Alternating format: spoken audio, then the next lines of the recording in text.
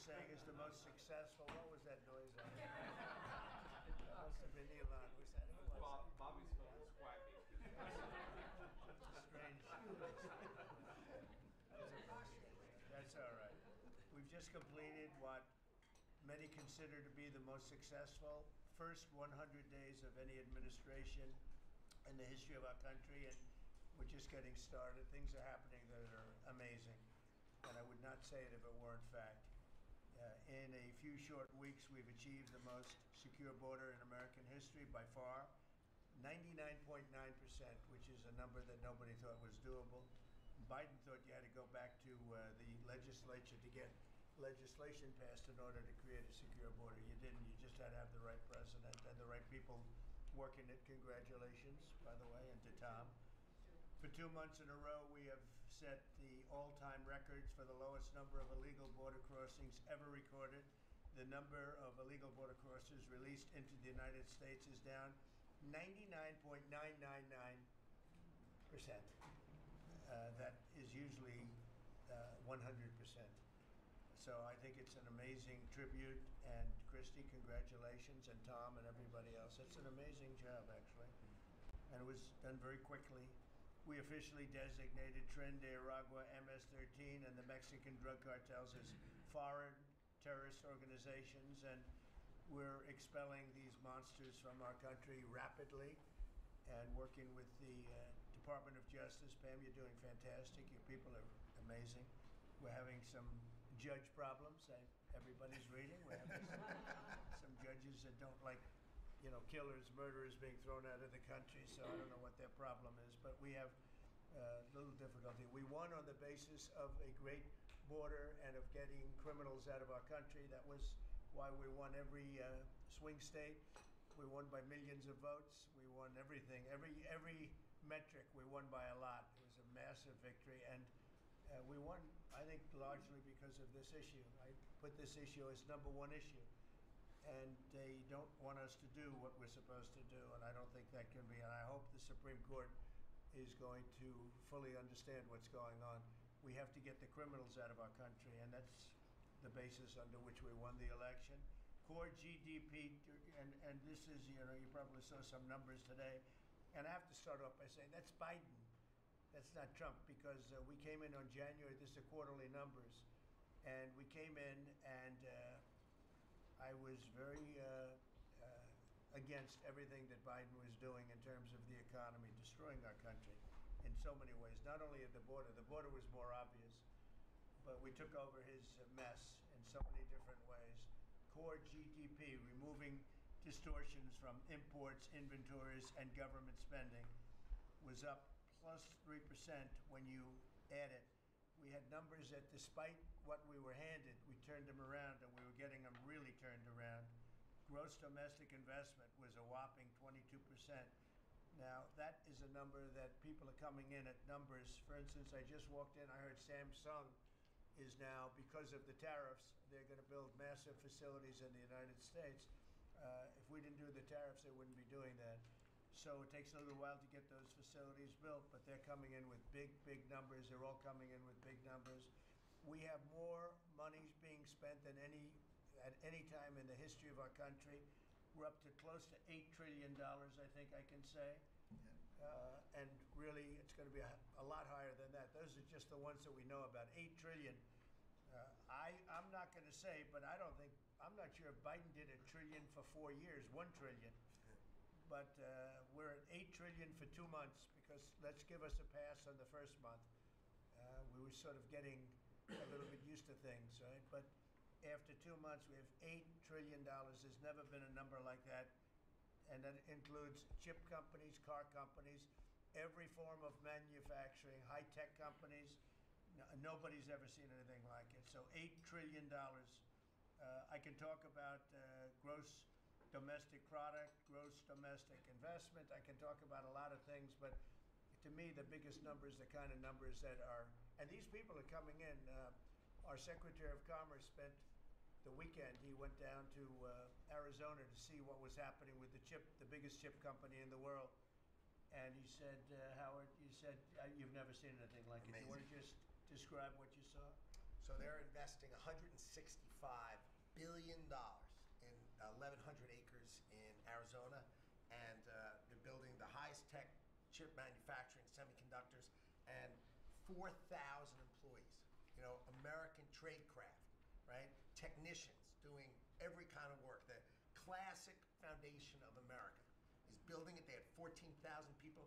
They're expecting 40,000 people to build the rest of their plants and to employ 20,000 people for the rest of the time. And this is all driven. You never saw a site like that. And this is all driven by your tariff policies. No chance this be happening without you. It's going to be about 40% of the chip market from that one section, and this is the biggest chip maker. They have 99% of the market. They come from Taiwan, and unlike the CHIP Act, which was done by Biden, where they hand everybody billions of dollars, the thing they don't need is money. They got plenty of money.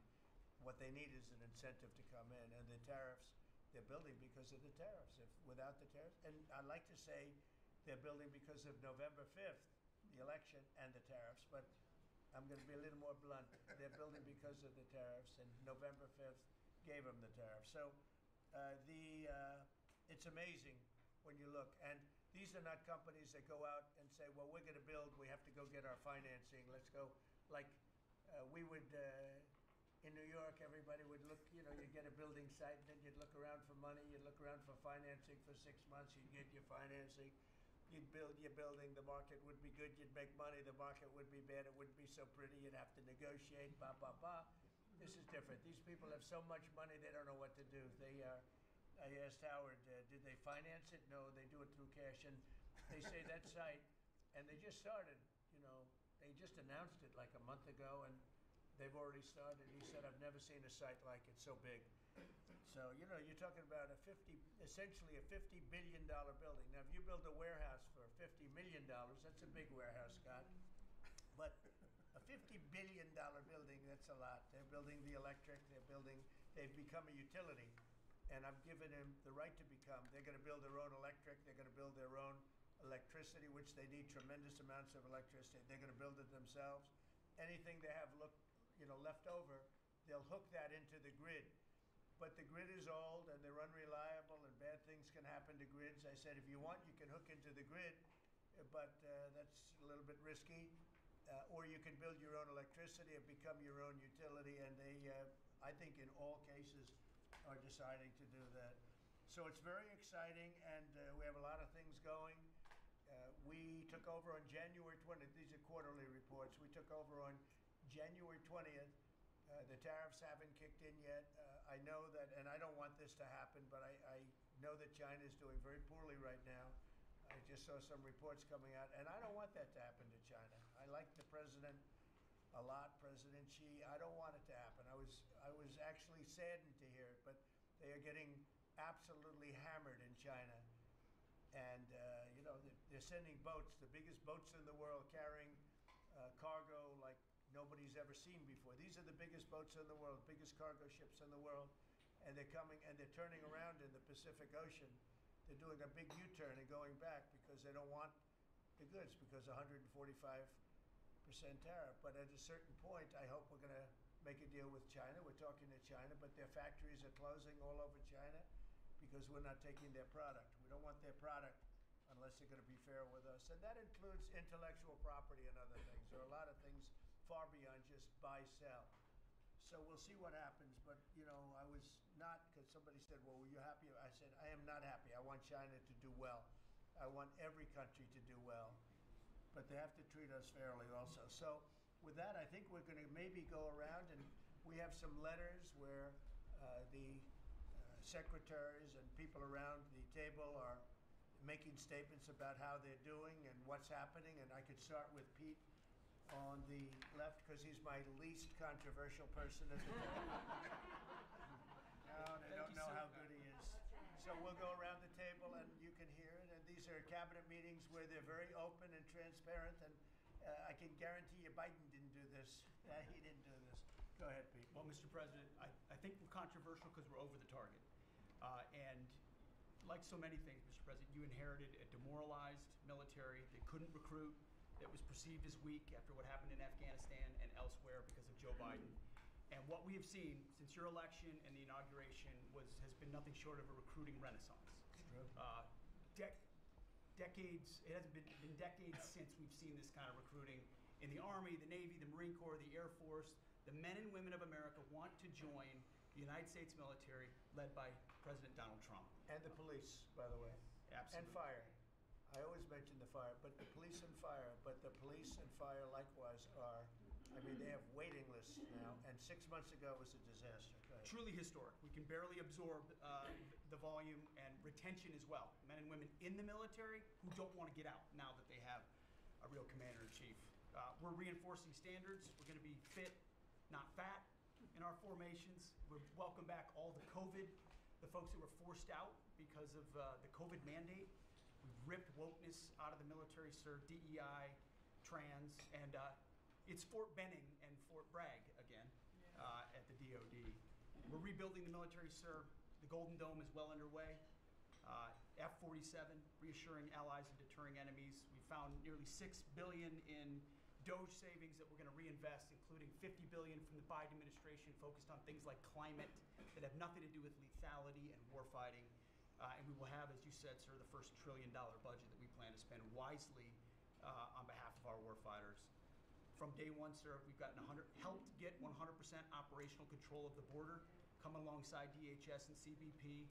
Right. We've got 11,000 troops on the border who now, because of the new national defense area, sir, can help detain illegals at the border and hand them over to CBP. It used to be if you saw camouflage on the border, they could hold binoculars, and that's it. Now we can detain and assist, and we are. We're going to get 100% operational control of that border. Our NATO allies know they have to step up.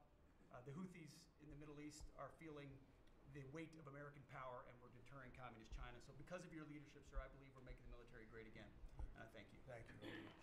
Thank you. Howard? So I have the pleasure of running the Investment Accelerator, which gets to recruit these companies. And you've never seen anything like the companies committed to building in America. Technology companies have committed over $2.5 trillion to build in America based on your tariffs, right? Sovereign countries all backing, the whole Middle East and all these countries backing their sovereign wealth funds. They all want to invest in America, and they're coming in again. Over $3 trillion committed. So just those two topics, you're at $5.5 trillion. And then you've got the whole pharma industry knows it's got to come home because America pays for all the drugs of the world. So the pharmaceuticals have to come home, right? Auto's coming home, industrial's coming home. So, we've got to train, and your great Secretary of Labor together and Secretary of Education together, we're going to train the workforce to build America. It's unbelievable. We've got so much, as I travel around, the attention on the Trump Gold Card.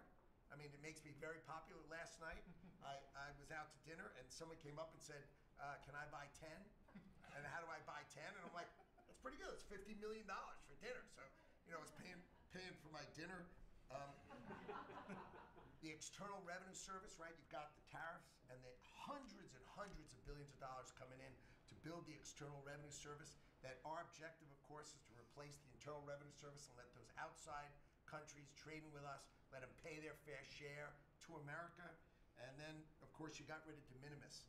And what happened is these foreign countries were sending in little packages for free and knocking out our mom and pop businesses across America. You put an end to it, and you're going to rebuild the mom and pop and the small business of America. You're their president, and I'm proud to support you. It's very important. De minimis. It's a big deal. It's a big scam going on against our country, against really small businesses, and we put an end to it. Mr. President, so CAFE standards, we have the fuel economy standards on vehicles that are going to go to 50 miles per gallon. We are going to rewrite those standards, bring it down to something that's far more reasonable. Elon's fine with that, I hope. But it's going to drive down. It's going to drive down the price of a car in America, making cars more affordable for families. Also, Biden had the social cost of credit when we build infrastructure, roads, and bridges, adding 3 to 5% on infrastructure costs. We've gotten rid of the social cost of carbon, driving down the cost to build roads and bridges across the country. We have what is called follow the law.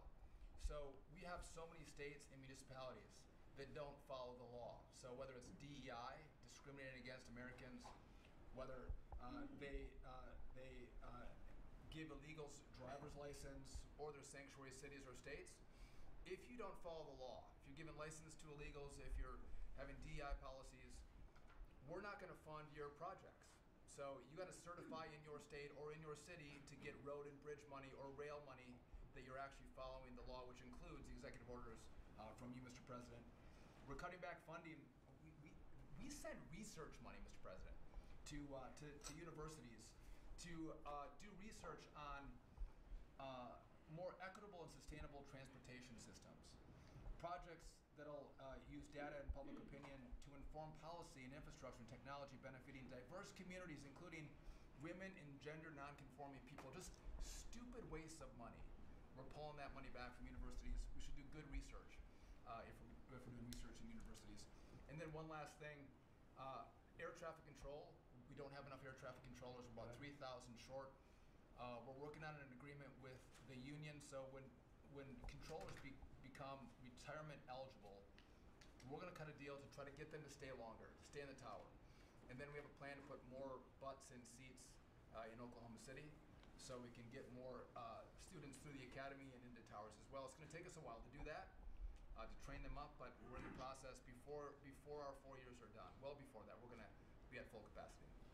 Sean, do you want to tell them about, I think we have to bring it up, we have very obsolete equipment for air traffic controllers. The equipment, the towers have horrible equipment. It's been renovated for years.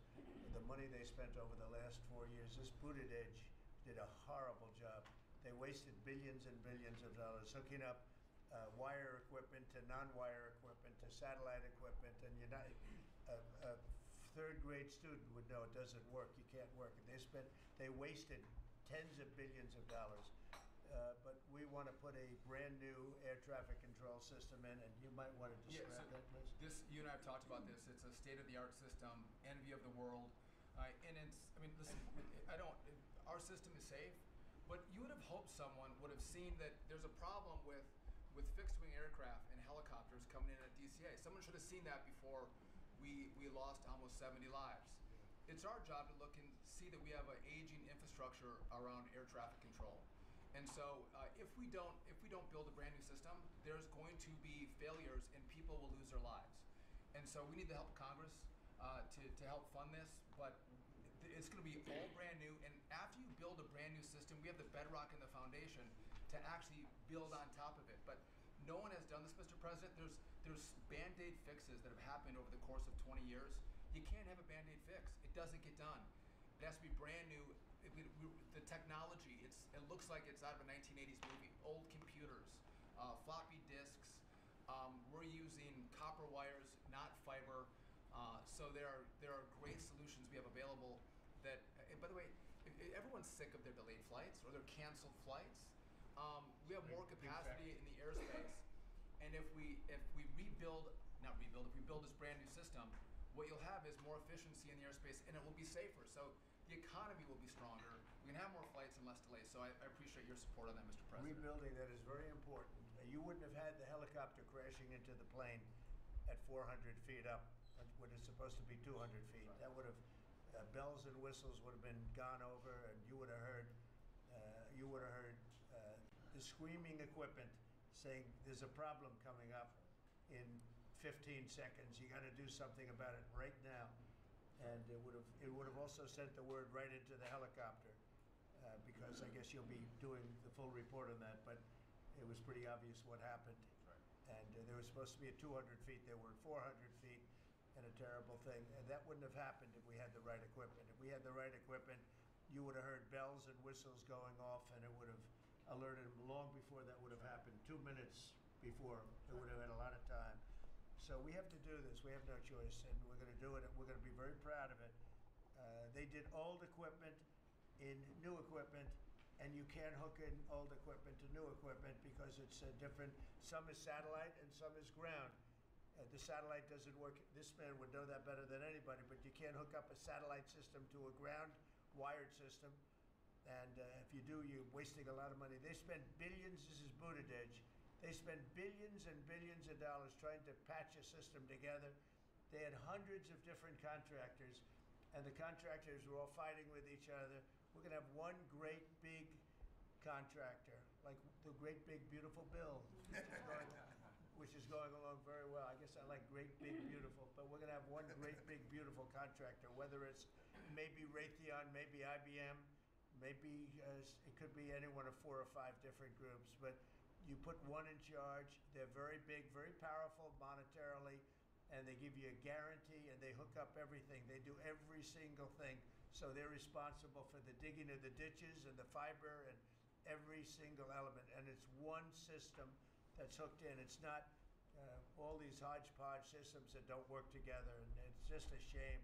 I mean, it's basic construction, but it's complex stuff, and there are a few companies that do it unbelievably well, and we're going to have that. So, good job, Sean. I know that's your big project. And Mr. President, no one has done it because it is complex. It's hard to do because as you're building a brand new system, you have planes taking off and landing, and so because it's complex, no one has done it, and you've given the directive and the support to make this happen. So well, thank you. ours is going to be an all-new system. It's going to all hook up. It's going to be the same tower is going to have the same equipment, and all towers all over the country, all over the world actually, mostly, are going to be hooked in together.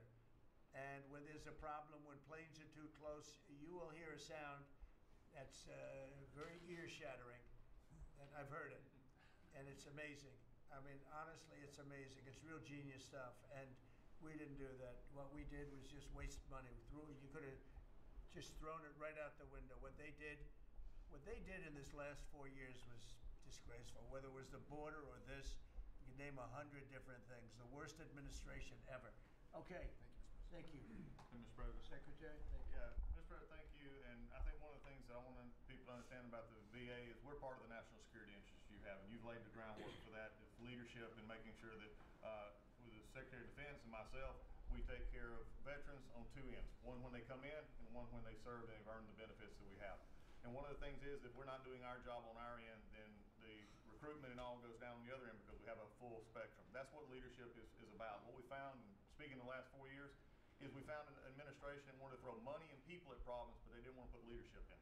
They just put money and people at it, and we saw wait times stay the same. We saw issues of suicide rates, death by suicide, not change. We saw homelessness issue barely go down. We saw disability claims skyrocket when you took place, over 250,000 back dislodge, which we're already bringing down almost 40,000 so far just in the last couple of months. But we've also put back what you, and I was in Congress when this happened, and I was glad to see it. The Mission Act is back front and center at the VA. We're actually doing community care. We're actually giving the veteran the choice that they've earned and they deserve, whether they can get their VA care inside our facilities or in the community. It's their choice. It's VA care. We're going to give them the highest quality care wherever they want to go.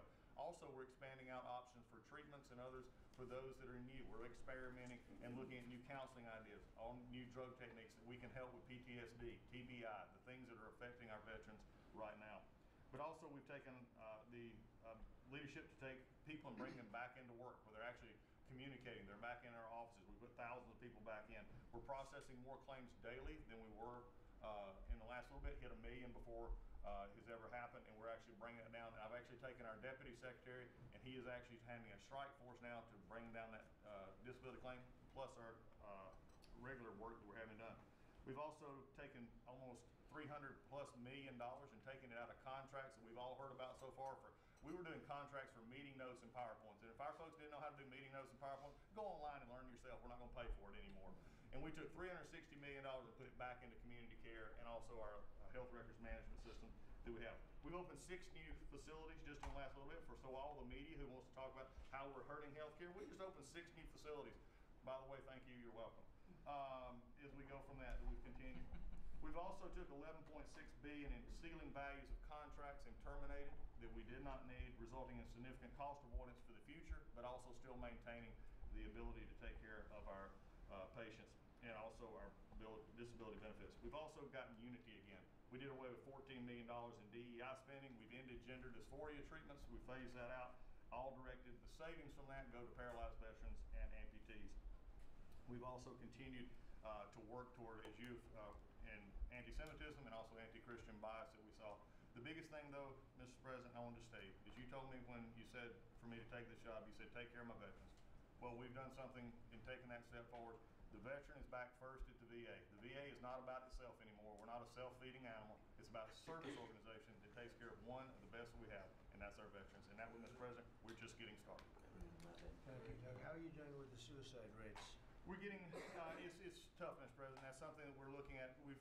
This is something that we've had $588 million has been spent over the last, especially 4 or 5 years to be prevention, and yet the numbers stayed at 17 or 21, wherever you want to have it. We're now opening that back up, taking in nonprofits. We're bringing in others who have things that are actually looking at. I've worked with Secretary Kennedy and others on the idea of we're opening up the possibility of psychedelic treatment and others that give us an opportunity. We got to research it, make sure it's good, but it's opening up that possibility.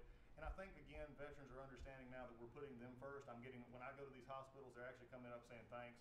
We're back in where we need to be, and we're seeing a workforce develop. So suicide is going to come down. It's also going to take some transition stuff that your Secretary of Defense has been very helpful on. We've got to transfer them out of the military so they come to us better, but we're working on that. Good. Very good. Thank you. Jameson? Mr. President, it may come as a surprise, but this has been the busiest 100 days in the history of the By the way, in history, you know, this is the biggest deal ever done.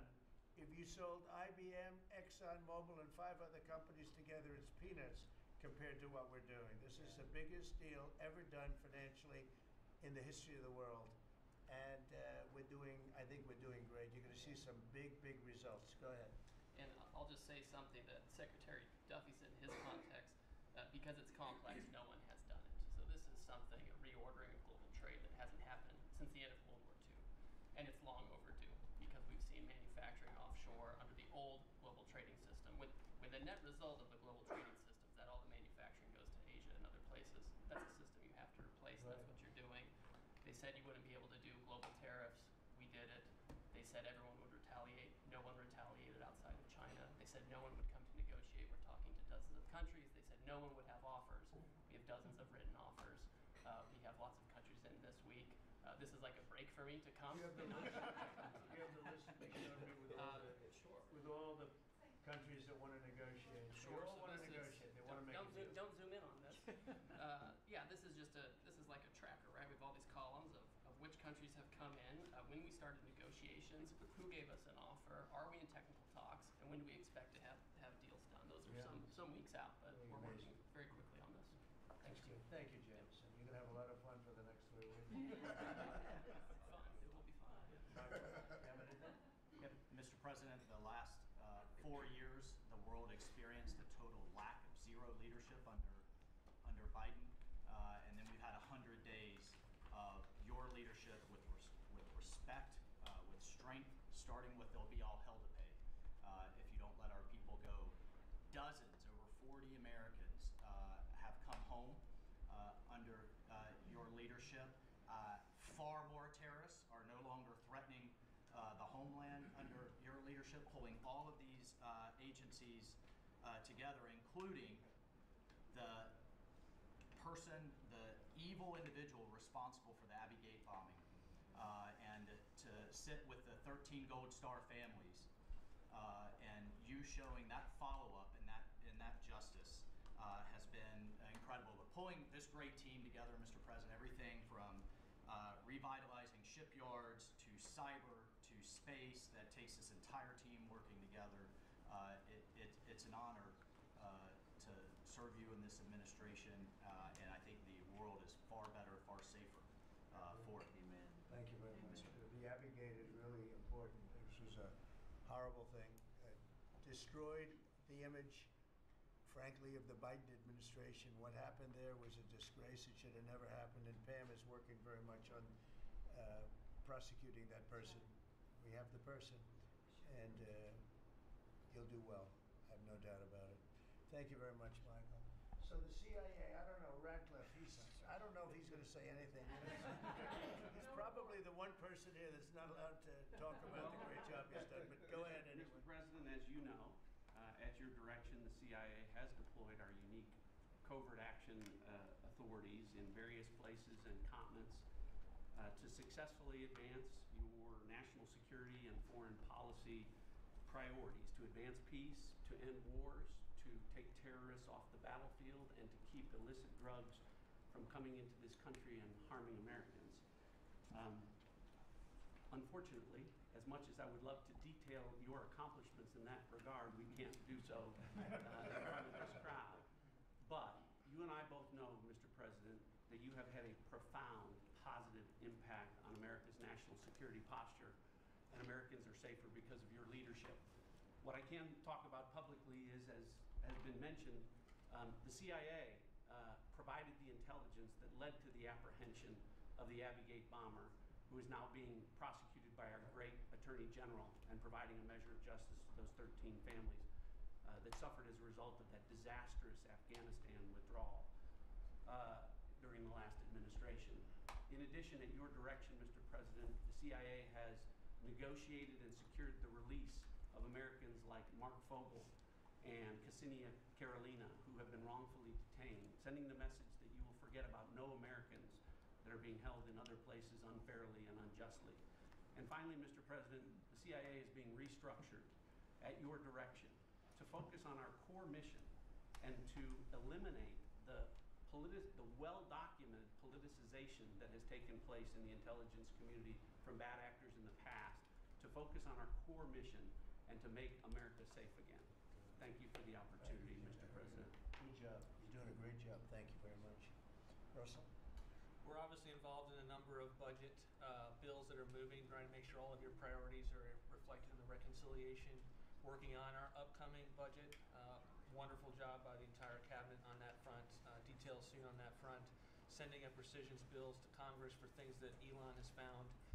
But the regulatory aspect is something we don't talk about enough. And right now you've given us a goal of 10 for 1. We are working right now with all of the agencies to rack up how big of a deregulatory agenda that we can have. When you came into office, you basically stopped $200 billion in costs to American families just by stopping the Biden regulatory agenda. That's about $2,000 per family. We think when we're going to hit these 10 for 1 goals that we could be in the neighborhood of about $900 billion in savings to American families that would be substantially bigger than that $2,000 number. And the point that I would make, in addition to just savings cheaper to the American people, there's an aspect of wisdom when you're enforcing these rules that comes into play. And I'm your regulator for the Consumer Financial Protection Bureau, and we found this small mortgage lender in Chicago. His name is Barry Sterner. He had a firm called Townstone, and CFPB had gone after him because he complained about crime in Chicago, literally the same thing that the Democrat mayor had talked about, and they came after him for 7 years on a redlining disparate impact claim and ruined his life. We overturned that. We apologized on your behalf to that individual, and we basically, without having to go through notice and comment, we ended the policy that set that in motion. And so that's happening across these agencies with how they are using their enforcement discretion, and it will only continue based on the stonewall of backing that you've given us to make these hard calls. I don't think they're actually that hard, but no one's done it to this point, and we were able to go forward and do that because of the backing that you've given us. So maybe the biggest thing we're working on, maybe bigger than tariffs in a certain sense, is we call it the One Big Beautiful Bill. And that's wielding its way right now through the Senate. And John Thune has been actually amazing. And the Speaker has been so great, Congress. Mike Johnson has been really two guys that they get along great, and it's just been a beautiful, unified attack, really, because we have to attack because the Democrats are trying to stop it at every turn. It would mean a 58% tax hike if they were successful, and lots of other bad things beyond the tax hike. But with us, it'll be the biggest tax cut in American history. How are we doing with the bill?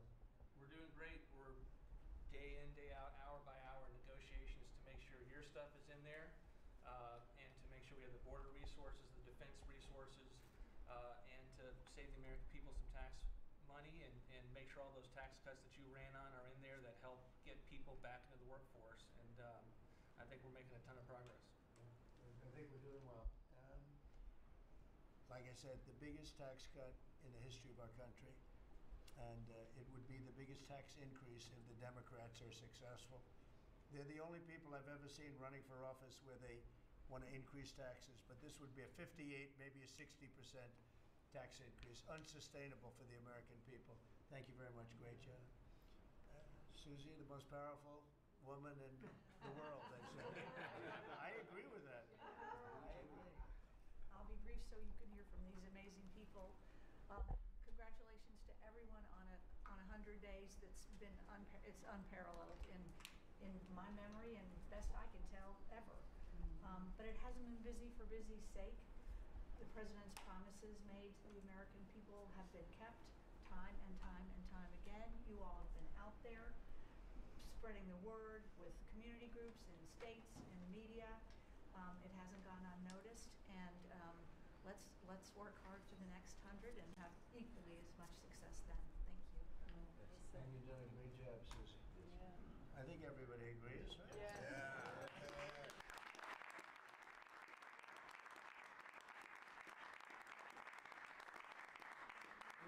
Do we have anybody that disagrees, please? In front of the media. In front of the media. Please raise your hand if you have the courage to do so. Anyway, go ahead. Yes, sir, Mr. President. Thank you. And you made it very clear that you wanted to put America first. And also from day one, you wanted to make housing affordable again because we do have a housing affordability crisis in our country. And so at HUD, we've been cutting all the red tape and bureaucracy as it pertains to housing affordability and unleashing creativity of our builders and developers around our country and restoring local control. We took down the affirmatively furthering fair housing rule, as you know, which was a zoning tax from Washington. So no longer will Washington be picking winners and losers, but localities and elected officials in different states and cities will have that flexibility. Also, you alluded to securing the border, and such a great job has been done with all of our partners at the table. And at HUD, we want to make sure that the resources that we have now, which is American taxpayer dollars, in the Biden administration, they prioritize illegal aliens over the American people. And so we signed an MOU with Secretary Noem at DHS to make sure that HUD-funded housing only goes to American citizens and no longer will it go to illegal aliens coming across our border. We have about 9 million people living in subsidized housing in our country. 59% of illegal alien families use some sort of welfare program costing us $42 billion a year. And so we have prioritized American and American people only to live in HUD-funded housing. And also to make housing affordable, we also signed a partnership with Secretary Burgum at DOI to use underutilized federal lands as you campaigned on and promised to identify those lands to build affordable housing in our country so that people can realize the American dream. We also restored biological truth, as you did in sports. We have the equal access rule at HUD, which we took that rule down to ensure that at women's shelters, that those that enter those shelters would be of the same sex, and that we would protect the ladies of our country. No longer will those that identify as women but are not women be able to enter our shelter so that we can protect the ladies that we serve. Along with our DOGE task force, we identified over $2 billion in savings. At HUD, $260 million at HUD was just in contracts, $4 million were DEI.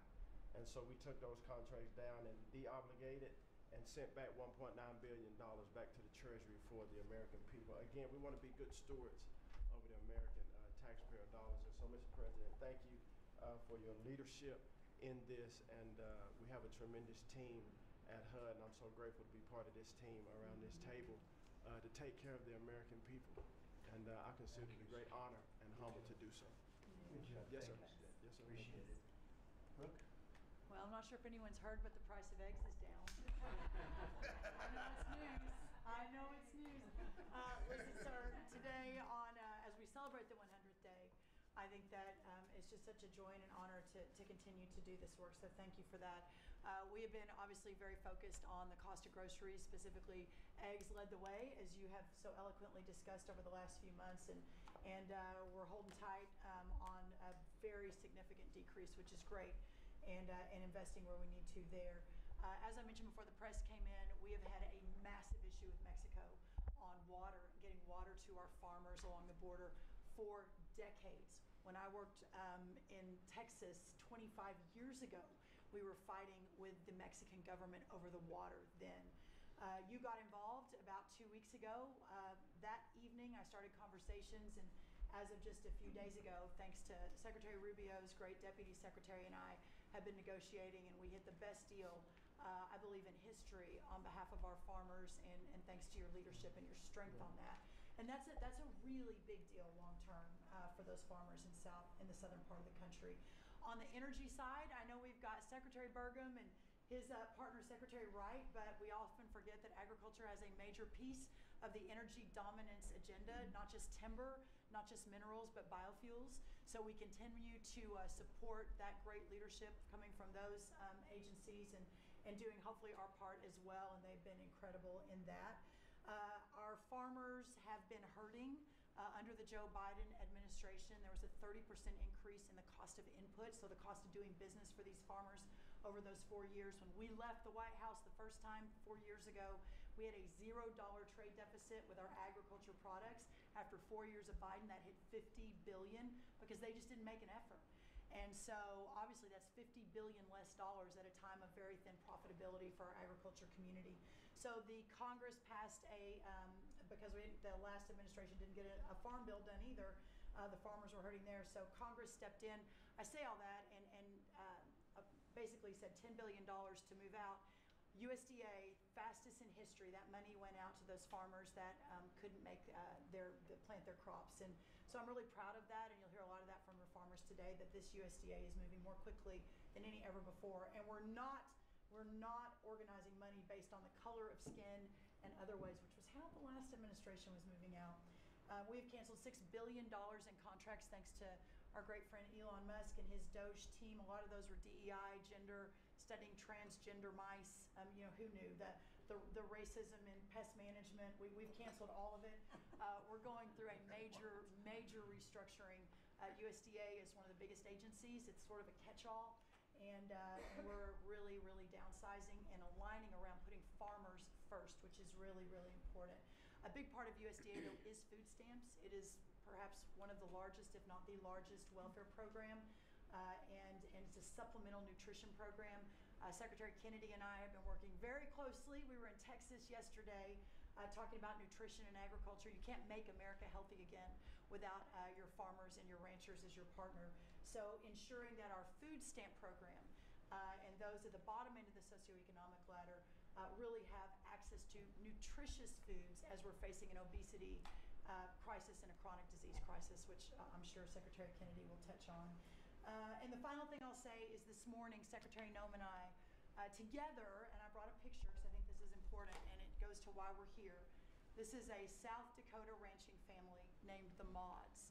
They are a fifth generation ranching family. Charles Mod, in his 30s, bought the ranch from his granddad, I'm going to show the press, when he was 17 years old. Those beautiful children, Lyle and Kennedy, his wife Heather. Under the Biden administration, they had, of their several hundred-acre operation, they used about 20 acres and had a fence that had been there since 1910 when their family took over the ranching operation. There had never been really any problem that had been brought to their attention. Perhaps there was a minor dispute over, again, 20 acres. This family was indicted, prosecuted, threatened with jail time, told to find guardians for their children over a fence line dispute that the Biden DOJ pushed forward. So this morning, on the steps of the U.S. Department of Agriculture with Secretary Noem, who was their governor, as the governor of South Dakota, which is where these great people are from, all criminal charges were dropped, and I really appreciate the Department of Justice. It was a really big day as we sent the signal that the over-criminalization and using government, and you know this better than anyone because you were in the crosshairs for so long, that those days are over and the regulation through prosecution is no more. And so this family is one of many that we'll now be talking to ensure that never happens again. Good. Thank you. Thank very you. much. Great job. Please, Scott. Sir, it's been a momentous 100 days with you at the helm, and I view this 100 days as setting the table for peace deals, trade deals, tax deals. So the next 100 days will be harvesting. You've created negotiating leverage and leadership that are going to yield remarkable results. Energy costs have plummeted. Mortgage rates are down, food costs are moving lower, and American families are finding their financial footing again. I had a group in today. America, under your leadership, is on the verge of becoming an AI superpower, that our economy had become barbelled. We had high tech and finance on one side, natural resources led by energy, which the previous administration tried to kill on the other, and you're filling in between with precision manufacturing that we're going to be bringing back through good trade policies, good tax policies. Under the DOGE at Treasury and the IRS, cost, tech support, and efficiency have increased. We have the IRS revenues are up, and thanks to the young man sent over by DOGE, the IT update that began in 1990, which was begun before he was born, is going to be finished during your term. So trade, you couldn't make it up. Trade, taxes, and deregulation, the one big beautiful bill under your leadership. Speaker Johnson and Leader Thune have done a great job, but they have you as a closer on many of their members. And I'll just close by saying economic security is national security. National security is economic security, and it's never been better. We're rebuilding it. And as I said last week at the IMF and World Bank conferences, America first does not mean America alone. Under President Trump, it means leadership. Yeah. Well said. Thank you. Are you busy enough? He's doing a great job. Thank you very much. Mr. President, thank you, and thanks to the cabinet. So, at the risk of insulting everybody else at the table, I believe that I am the youngest member sitting at the table. And, it occurred to me that from the time that I was born to the time that Donald J. Trump was inaugurated just a few months ago, we went from, again, 40 years, we went from the world's manufacturing superpower to one in which we depend on the People's Republic of China to make the things that we need. We went from the proudest military in the world to one in which we failed to meet our recruiting goals. And we went from one in which bipartisan border policy was the consensus of both Democrats and Republicans to one in which we allowed 20 million people to run roughshod illegally over the countryside, causing crime, causing a stress in the welfare system. And again, that happened over the lifetime of the youngest member of the cabinet. And what has happened in 100 days is that we've started to reverse every single one of those negative trends. And I think what it shows to me is that the president, and you sit in the Oval Office and you see these portraits of presidents past, and let's be honest, most of them have been placeholders. They've been people who have allowed their staff to sign executive orders with an auto pen instead of men of action. And the reason the media attacks this administration as chaotic is because the president is solving the problems the American people set about to solve. He's actually doing the things that he promised that he would do. And Mr. President, it's been an honor to be part of it for the past 100 days. And let me just make one other observation because it's interesting. I've seen the data, I've monitored it, I've looked at it, but the most underreported fact of the first 100 days is that we came in with a massive recruitment shortfall.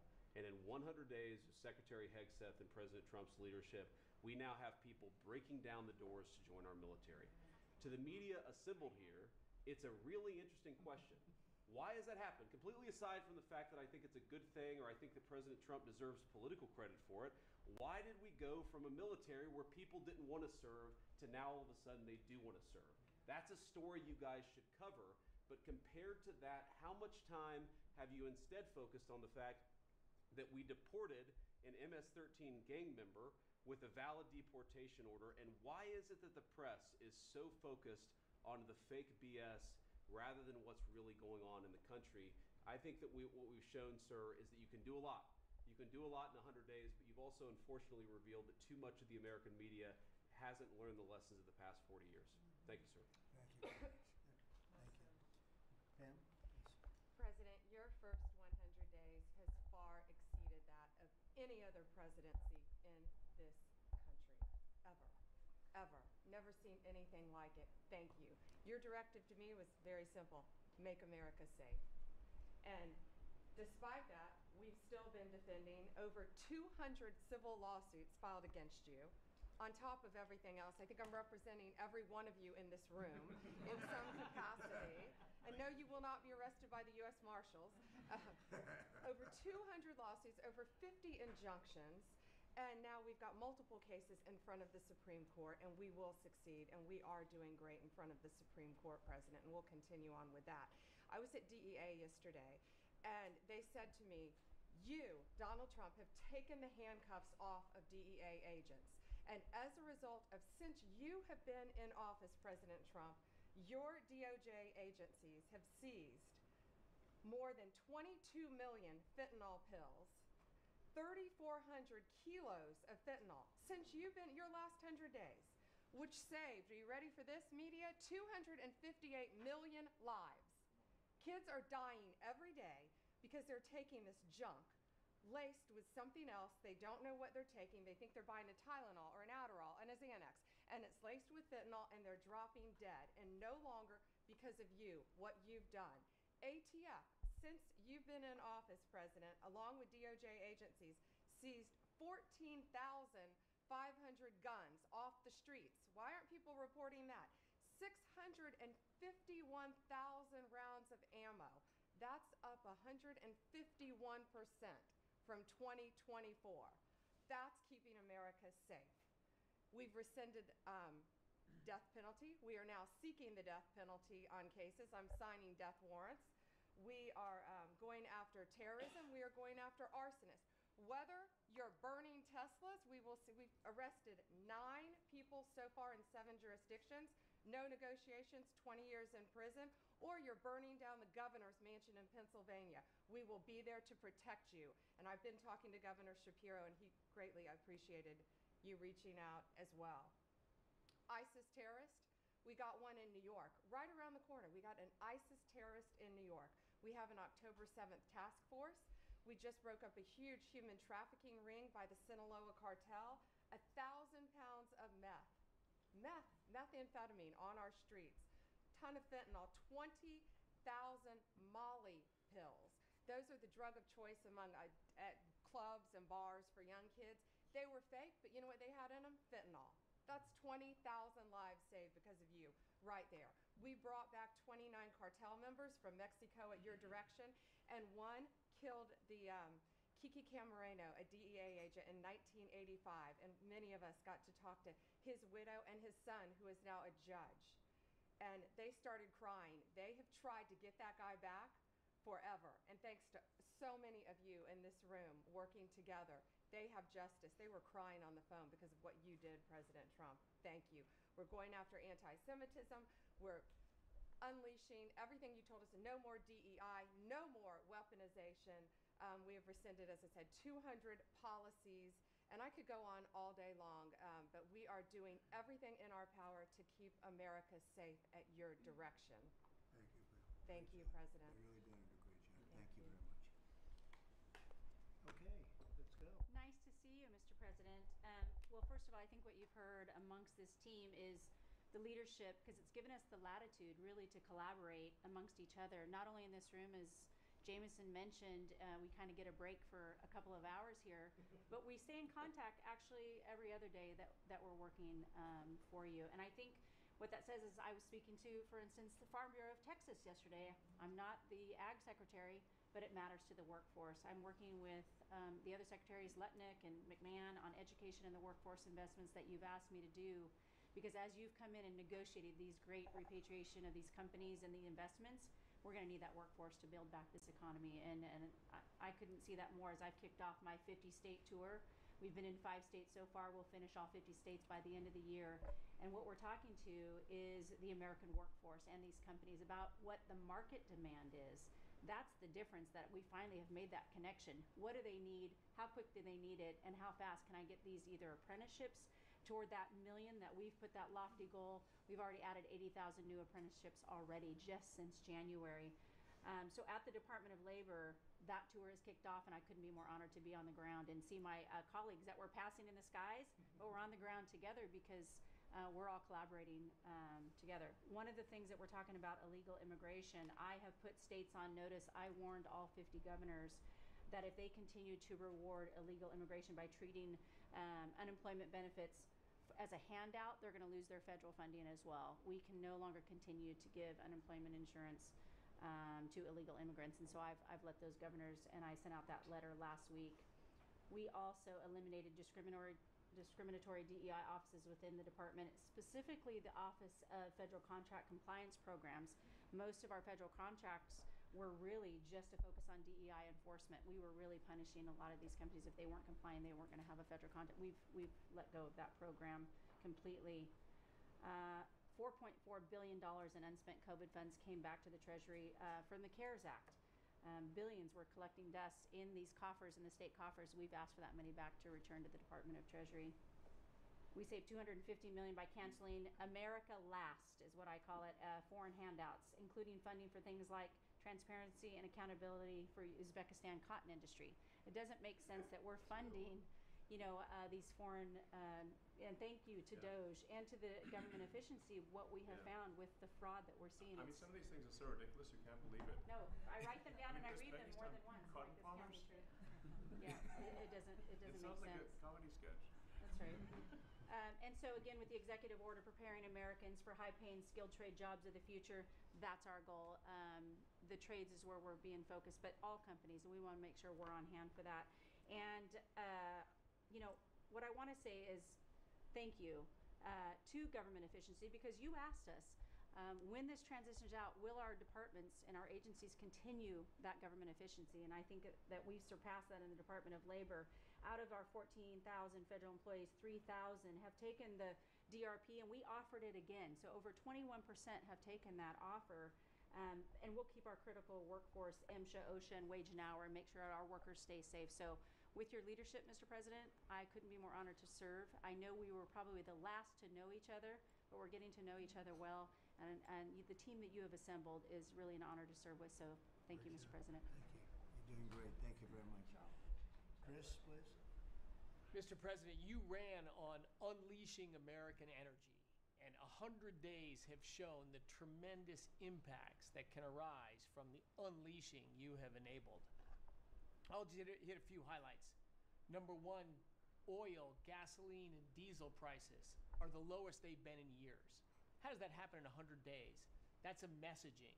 Your message that we're pro-energy. We're not against energy, we're for it.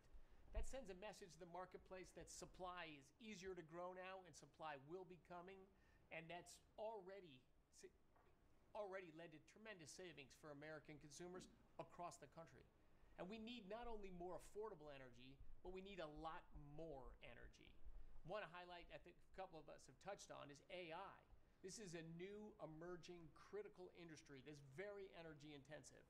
It is not acceptable for the United States to not be the leader in AI. We must win the AI race and lead in that, and that's going to take a lot more energy. If you had not won election, we would not have won the AI race. Full stop. Energy would not have been there to enable us to win. Reshoring of manufacturing. These trillions of dollars you led off with, it's going to come back to our country to make chips, to make steel, to make automobiles, to make artificial intelligence, to make all of these industries we've outsourced. That's only going to be possible with way more American energy. But we have that energy. We have those resources. We have those businesses. We have those capitalists. We just need to stop standing in the way of them and follow the lead you've set, which is to enable them, not to subsidize them, not to help them, to enable them to invest American money and create American jobs here. Regarding our balance of trade, the second largest export of the United States is liquefied natural gas. Second fastest. In the next few years, it'll be our largest export in our country. But yet, 18 months ago, the Biden administration had said, we're going to stop issuing permits for new LNG export terminals. That's just nuts. That's a great competitive advantage we have, huge balance of trade driver, a huge industry just coiled and ready to go. I just came back from Poland last night. They are thrilled that America's back in business again and that the rest of Europe can get off of Russian energy and can enable their own economic growth with secure, reliable, affordable energy from the United States. Also witnessed the signing ceremony for a deal between two large American businesses to build a huge nuclear power plant in northeastern Poland, the first of this design built in Europe. It'll be the first of many. I spoke with many other nations over there. They want to buy more American gas. They want to get American technology. They want to have a partnership with us. And they shared the message I delivered to Europe in my keynote remarks is that unleashing energy is the way you make your society safer, more prosperous, more free, and that these sort of over-the-top climate alarmism doesn't do anything to help the environment of our world, but it does impoverish people, it does reduce the security of your nation, and it makes you weaker. I think that's a constant message many of us around this table have brought to Europe. We want our friends in Europe standing up again and leaning in. A lot great is happening under your leadership. We're unleashing consumer products that Americans wanted to buy that Biden was making illegal. I'll be in Georgia on Friday at Renai's manufacturing plant. Tankless natural gas water heaters. Incredibly popular product. They almost became illegal. The return of common sense is incredibly welcome across this country, across the world. And back to Elon, that extra thing, we're going to deliver all of this with less people, less money, less burden on the U.S. taxpayers. Not smaller departments and smaller services, better, more thoughtful services done more efficiently and smarter. The way you'd have to run a business. We've got to get our fiscal house in order, and you and the people around this table are making it happen. Thank you, Mr. President. I'm honored to be here. Good job. Thank you very much. Please. Yes, Mr. President, you are 100% correct. The border is 99.99% safe, under control.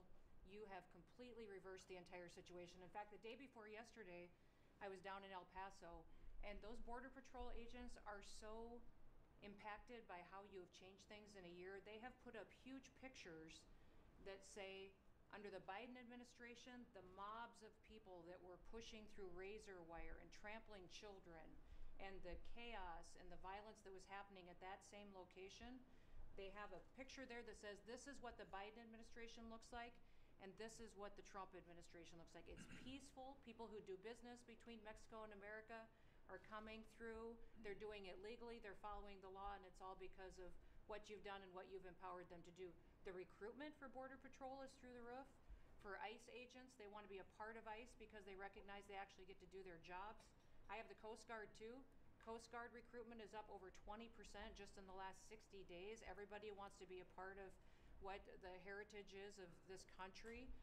We've repositioned the entire Coast Guard fleet to focus on border and drug interdiction. As we've secured the border, the cartels have gone to the water and are going out in maritime waters to move their drugs into this country. The Coast Guard just in the last 2 months has taken into custody over 126 tons of cocaine, millions of doses of fentanyl. It's just amazing. And the aliens that they are deporting is incredible too. We've been working with all of them. The one thing that I want to point out is the fake news has been saying that Biden deported more people than you. And it's an absolute lie. And they're letting the Biden administration get away with manipulating and cooking the books. What they're counting for the Biden administration is every single person that came to that border that they processed and let into this country. They're allowing Biden to say that was a deportation just by processing somebody and letting them come into the country. It's absolutely false. It's not true at all. You have deported over 250 known terrorists. You've deported thousands of foreign terrorist organization members and gang members, hundreds of thousands of people that were in this country illegally. We've collected $30 billion worth of tariffs through CBP, and we've also collected millions and millions, hundreds of millions of fines and penalties from people that have overstayed here in this country. So I just want to thank you. You've been a game changer. I want to thank Pete for his leadership at DOD and what they've done. I want to thank Marco for his diplomacy and getting us travel documents into these countries. Mexico has finally come to the table and now is going to take a lot more people that we're able to send back to that country. And the president of Mexico told me, sir, she turned around over 500,000 people in Mexico before they ever reached our border. We should be counting those as deportations because they never even made it to the border because she turned them around because you forced her to. So those are all people that never even came here because they got the message because you were so aggressive. So thank you for what you're doing, and every day we get to get up and do jobs that matter, and we appreciate Tom that. Holm is doing a great job. Oh, yeah, Tom's a great messenger for us. He just, yeah, he's hardcore. Yeah, thank you. He is hardcore. Yeah, he is. No question about it. Kelly? Mr. President, it's such an honor to serve in this administration. And on behalf of Main Street America, for our 34 million small businesses that make up 99% of all businesses in this great nation, I have to tell you, under your leadership, Main Street is open for business again. They're thriving and they're investing.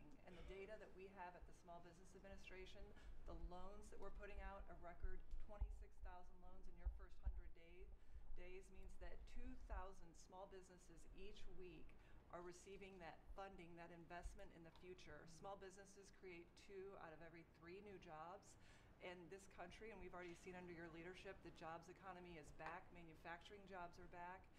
We've seen a 38% increase in manufacturing loans. We put out 1,500 manufacturing loans in your first 100 days.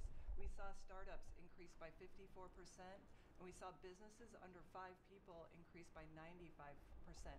So your leadership on the economy matters to every region of this great nation. I'll tell you on the manufacturing front, I'm out on a national manufacturing tour. We've met with 250 manufacturers, and as I walk through the factory floors, they all ask me to thank you for fighting for their jobs, for these industries, and for the people who are creating things from pharmaceuticals to aerospace, to food, and all these essentials that this nation needs to be independent and strong. And to that end, I'm working with Congress. We'll be announcing tomorrow an upsizing of our manufacturing loans to make sure that that economic engine, because 98% of all manufacturers are small businesses. It's incredible to walk through these factories that are really creating what you had in your first administration, the blue collar boom. It's now a new collar boom because it's the intersection of technology and manufacturing and what they can create for our war fighters, for our aerospace, for pharmaceuticals with less than 300 to 500 employees, sometimes 100 employees. I was at a factory in Georgia on Monday that is creating machines to help with the Iron Dome in Israel, less than 50 employees. This is the engine of our economy. It's the heartbeat of our communities. It's the small businesses that helped elect you because they needed your economic agenda. So thank you, Mr. President. It's such an honor, and congratulations on an epic 100 days. I do have to thank Elon. I do want to note, we just cut $3 billion in contracts because of Doge's work. That's $3 billion that hardworking families that won't have to work until April 15th to pay for the waste, fraud, and abuse that we continue to find in this government on behalf of taxpayers. So again, thank you, Elon, as well. Thank you. Great job, Kelly. Thank you very much. Elon, I love the double hat, by the way. Yeah, thank you. He's the only one that can do that. Get away with it. Well, Mr. President, they say I wear a lot of hats. And as you can see, it's true. Even my hat has a hat.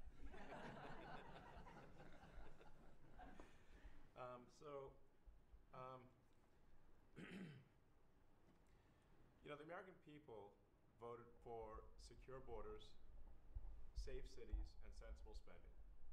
And that's what they've gotten. A tremendous amount has been accomplished in the first 100 days. As everyone has said, it's more than has been accomplished in any administration before, ever, period. This portends very well for what will happen for the rest of the administration. I think this could be the greatest administration since the founding of the country. We all want to thank you for your help. You really have sacrificed a lot. Been treated very unfairly. Well, they do like to burn my cars, which is not great. Could be better. But you have been treated unfairly. But the vast majority of people in this country really respect and appreciate you, and this whole room can say that very strongly. You've really been a tremendous help. You opened up a lot of eyes as to what can be done. And we just want to thank you very much. And, you know, you're invited to stay as long as you want. At some point, I guess, he wants to get back home to his cars and his sort of place.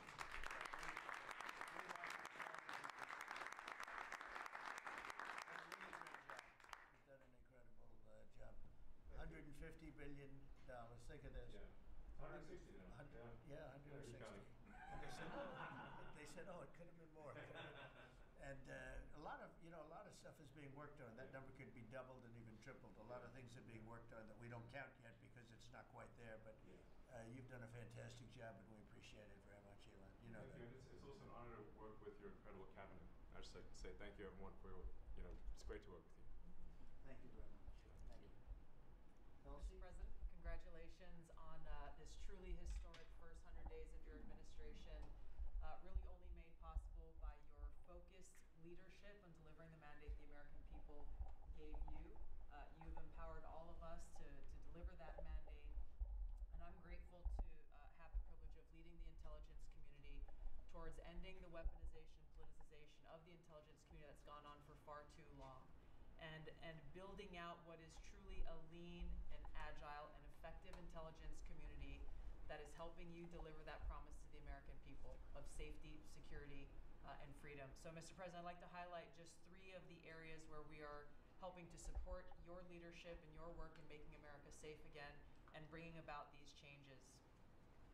First of all, because of your designation of cartels as foreign terrorist organizations, I took immediate action with our National Counterterrorism Center to prioritize their focus on those terrorists and gang members who are trying to enter our country through legal or illegal means, and to seek out those who already are here in our country because of the Biden administration's 4 years of open borders. We've been working very closely with your great Attorney General's team at the DEA to get these known cartels into our systems, to be able to stop them at the border, and turning over names to Department of Homeland Security and the FBI to be able to find those who are already here in our country. Just the other day, we found 700 alien terrorists who have ties to MS-13, Tren de Aragua, and the Sinaloa cartel. Just yesterday, our NCTC identified almost 600 individuals with ties to other terrorists who came through our borders illegally, claimed asylum, and under the Biden administration were paroled here within our borders. Secondly, Mr. President, like too many organizations in the federal government, the ODNI has become very bloated with too much waste and abuse going on within the organization. We've done a few immediate steps. We are doing more. The ODNI is 25% smaller and more lean today than it was when I walked in the door and when you took office. Secondly, we have just this morning actually shut down a human capital office. As soon as you issued the executive order to stop all DEI activities, we did that, shut down the DEI office, but we discovered this human capital office that was essentially a slush fund for DEI initiatives hidden under the guise of human capital that closed down this morning, saving taxpayers $150 million.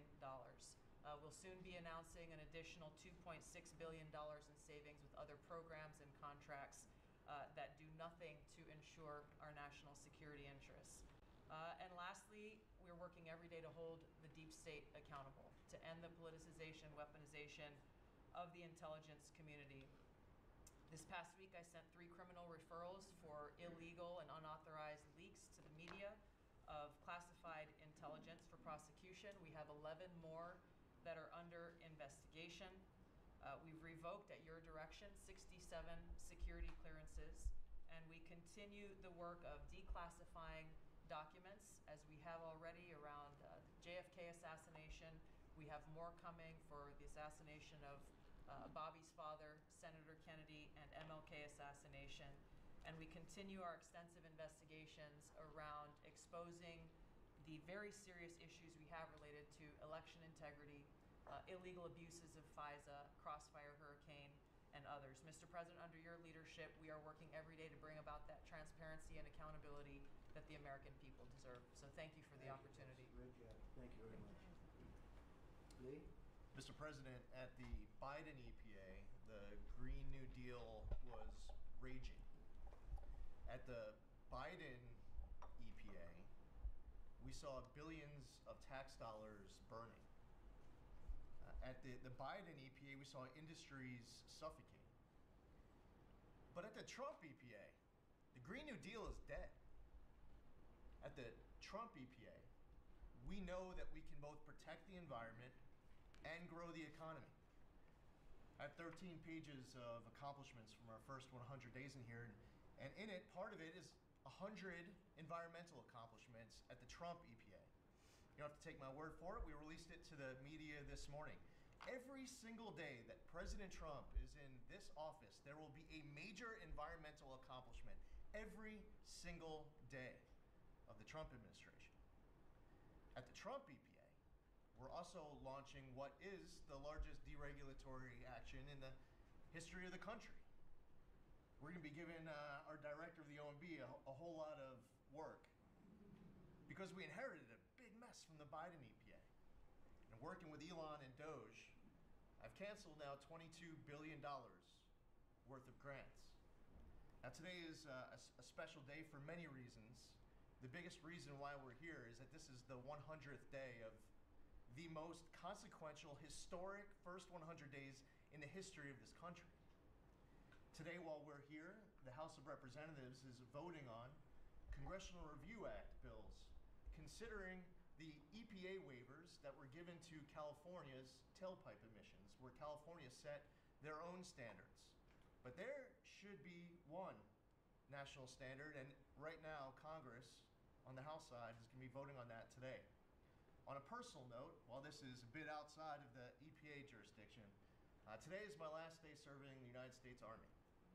And I first signed up towards the end of the 90s. And I've had a chance to see a lot of national security teams over the course of the last 27 years. There has never been a national security team ever assembled that had the backs of our warriors like this national security team right now. And we have never had a president so deeply committed towards ending foreign wars instead of starting new ones. There's a reason, Mr. Vice President, why everyone is racing to join our Department of Defense. We have a Secretary of Defense who, with all due respect to our great president, would probably rather be swimming with Navy SEALs right now, be running somewhere in the Middle East with our service members. And from our Secretary of Defense to our Secretary of State, our Vice President, and more. I just want to say thank you as a veteran of our military for assembling what is the greatest national security team that I have ever seen in my 27 years associated with the United States Army. Has Pete signed off on his retirement leave? Welcome to the VA. Thank you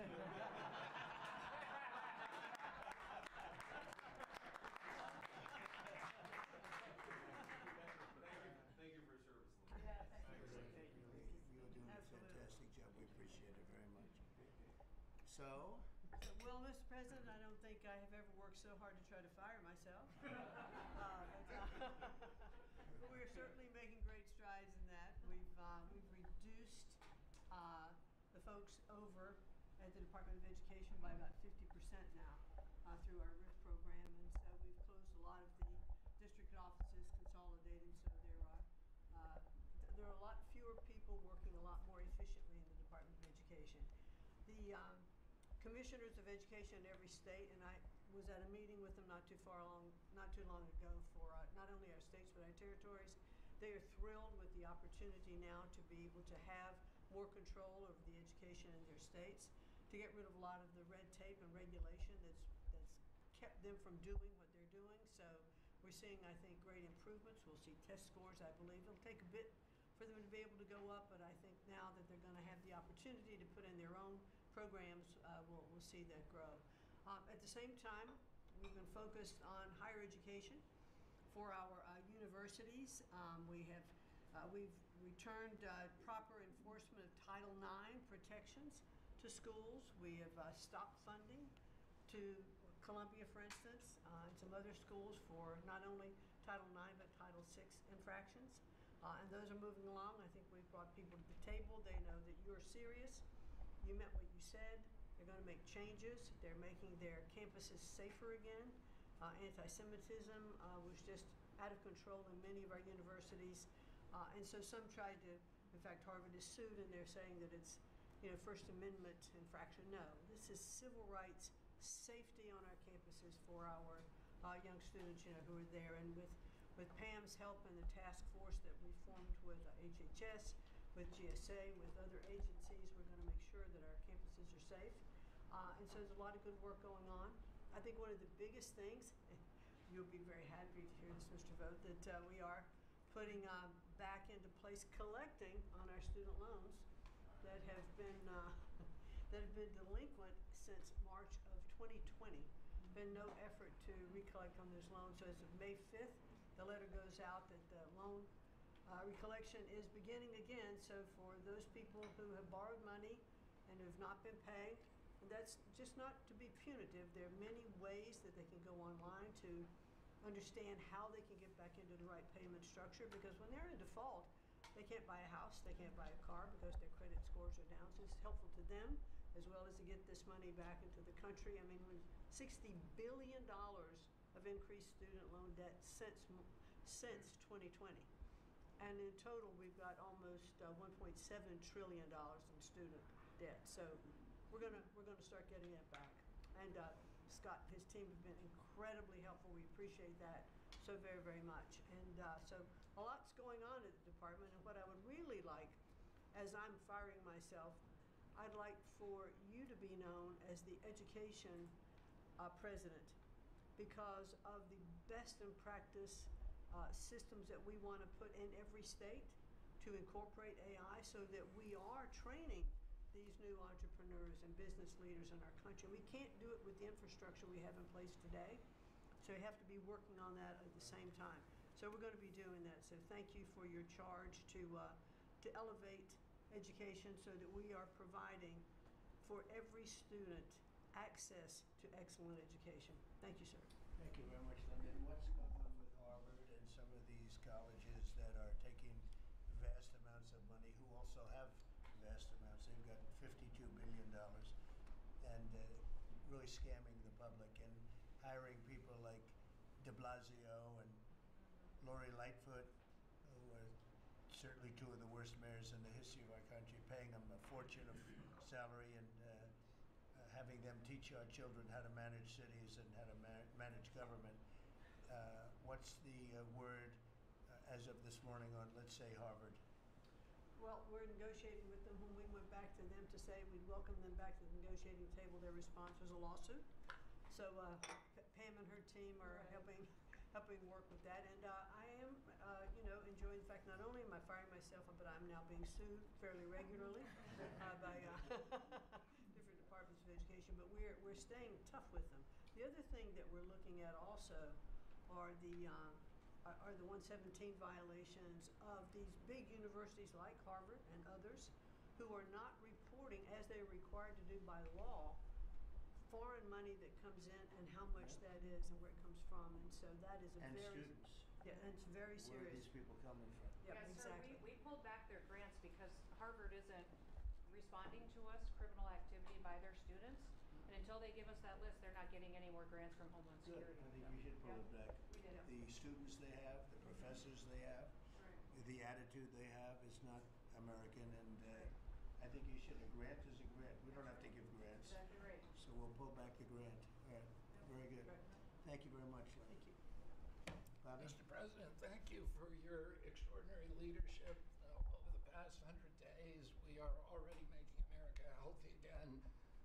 We announced last week the ban on the 9 petroleum-based synthetic dyes, food dyes. Within 2 years, within 2 months, we're going to ban the worst 2 of them. I am working with Secretary Wallins on dietary guidelines, the dietary guidelines that the President Biden's administration gave us. 453 pages. They're basically unreadable. And they are the product of the same kind of politicized science that drove Fruit Loops to the top of the food pyramid. And we're going to do real science, gold standard science. We're going to develop we have till December to do it.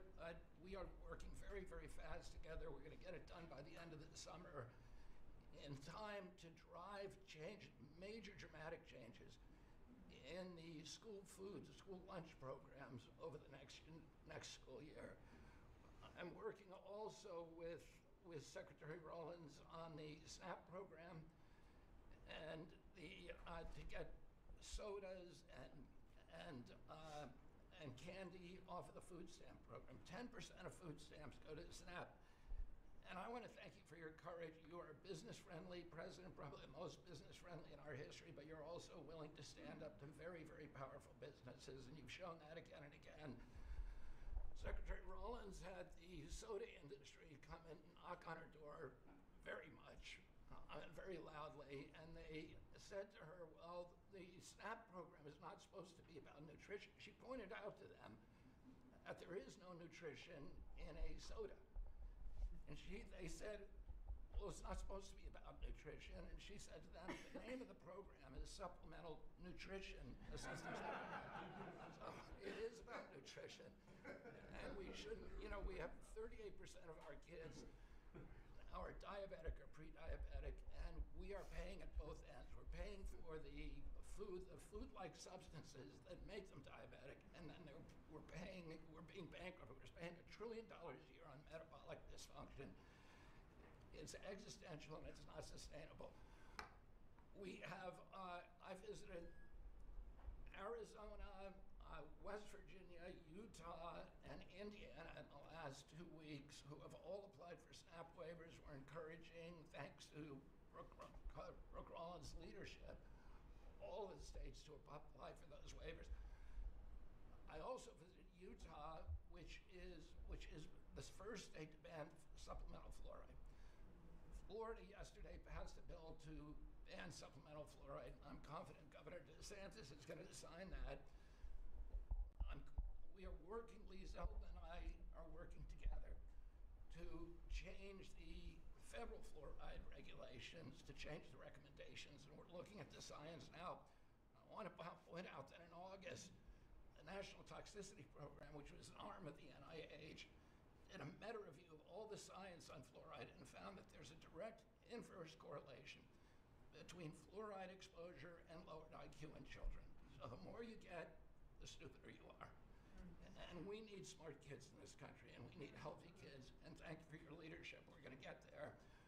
We're reviewing the GRAS standards now we're revamping them to get 10,000 ingredients that are in our foods. The Europeans only have 400 ingredients. We have 10,000.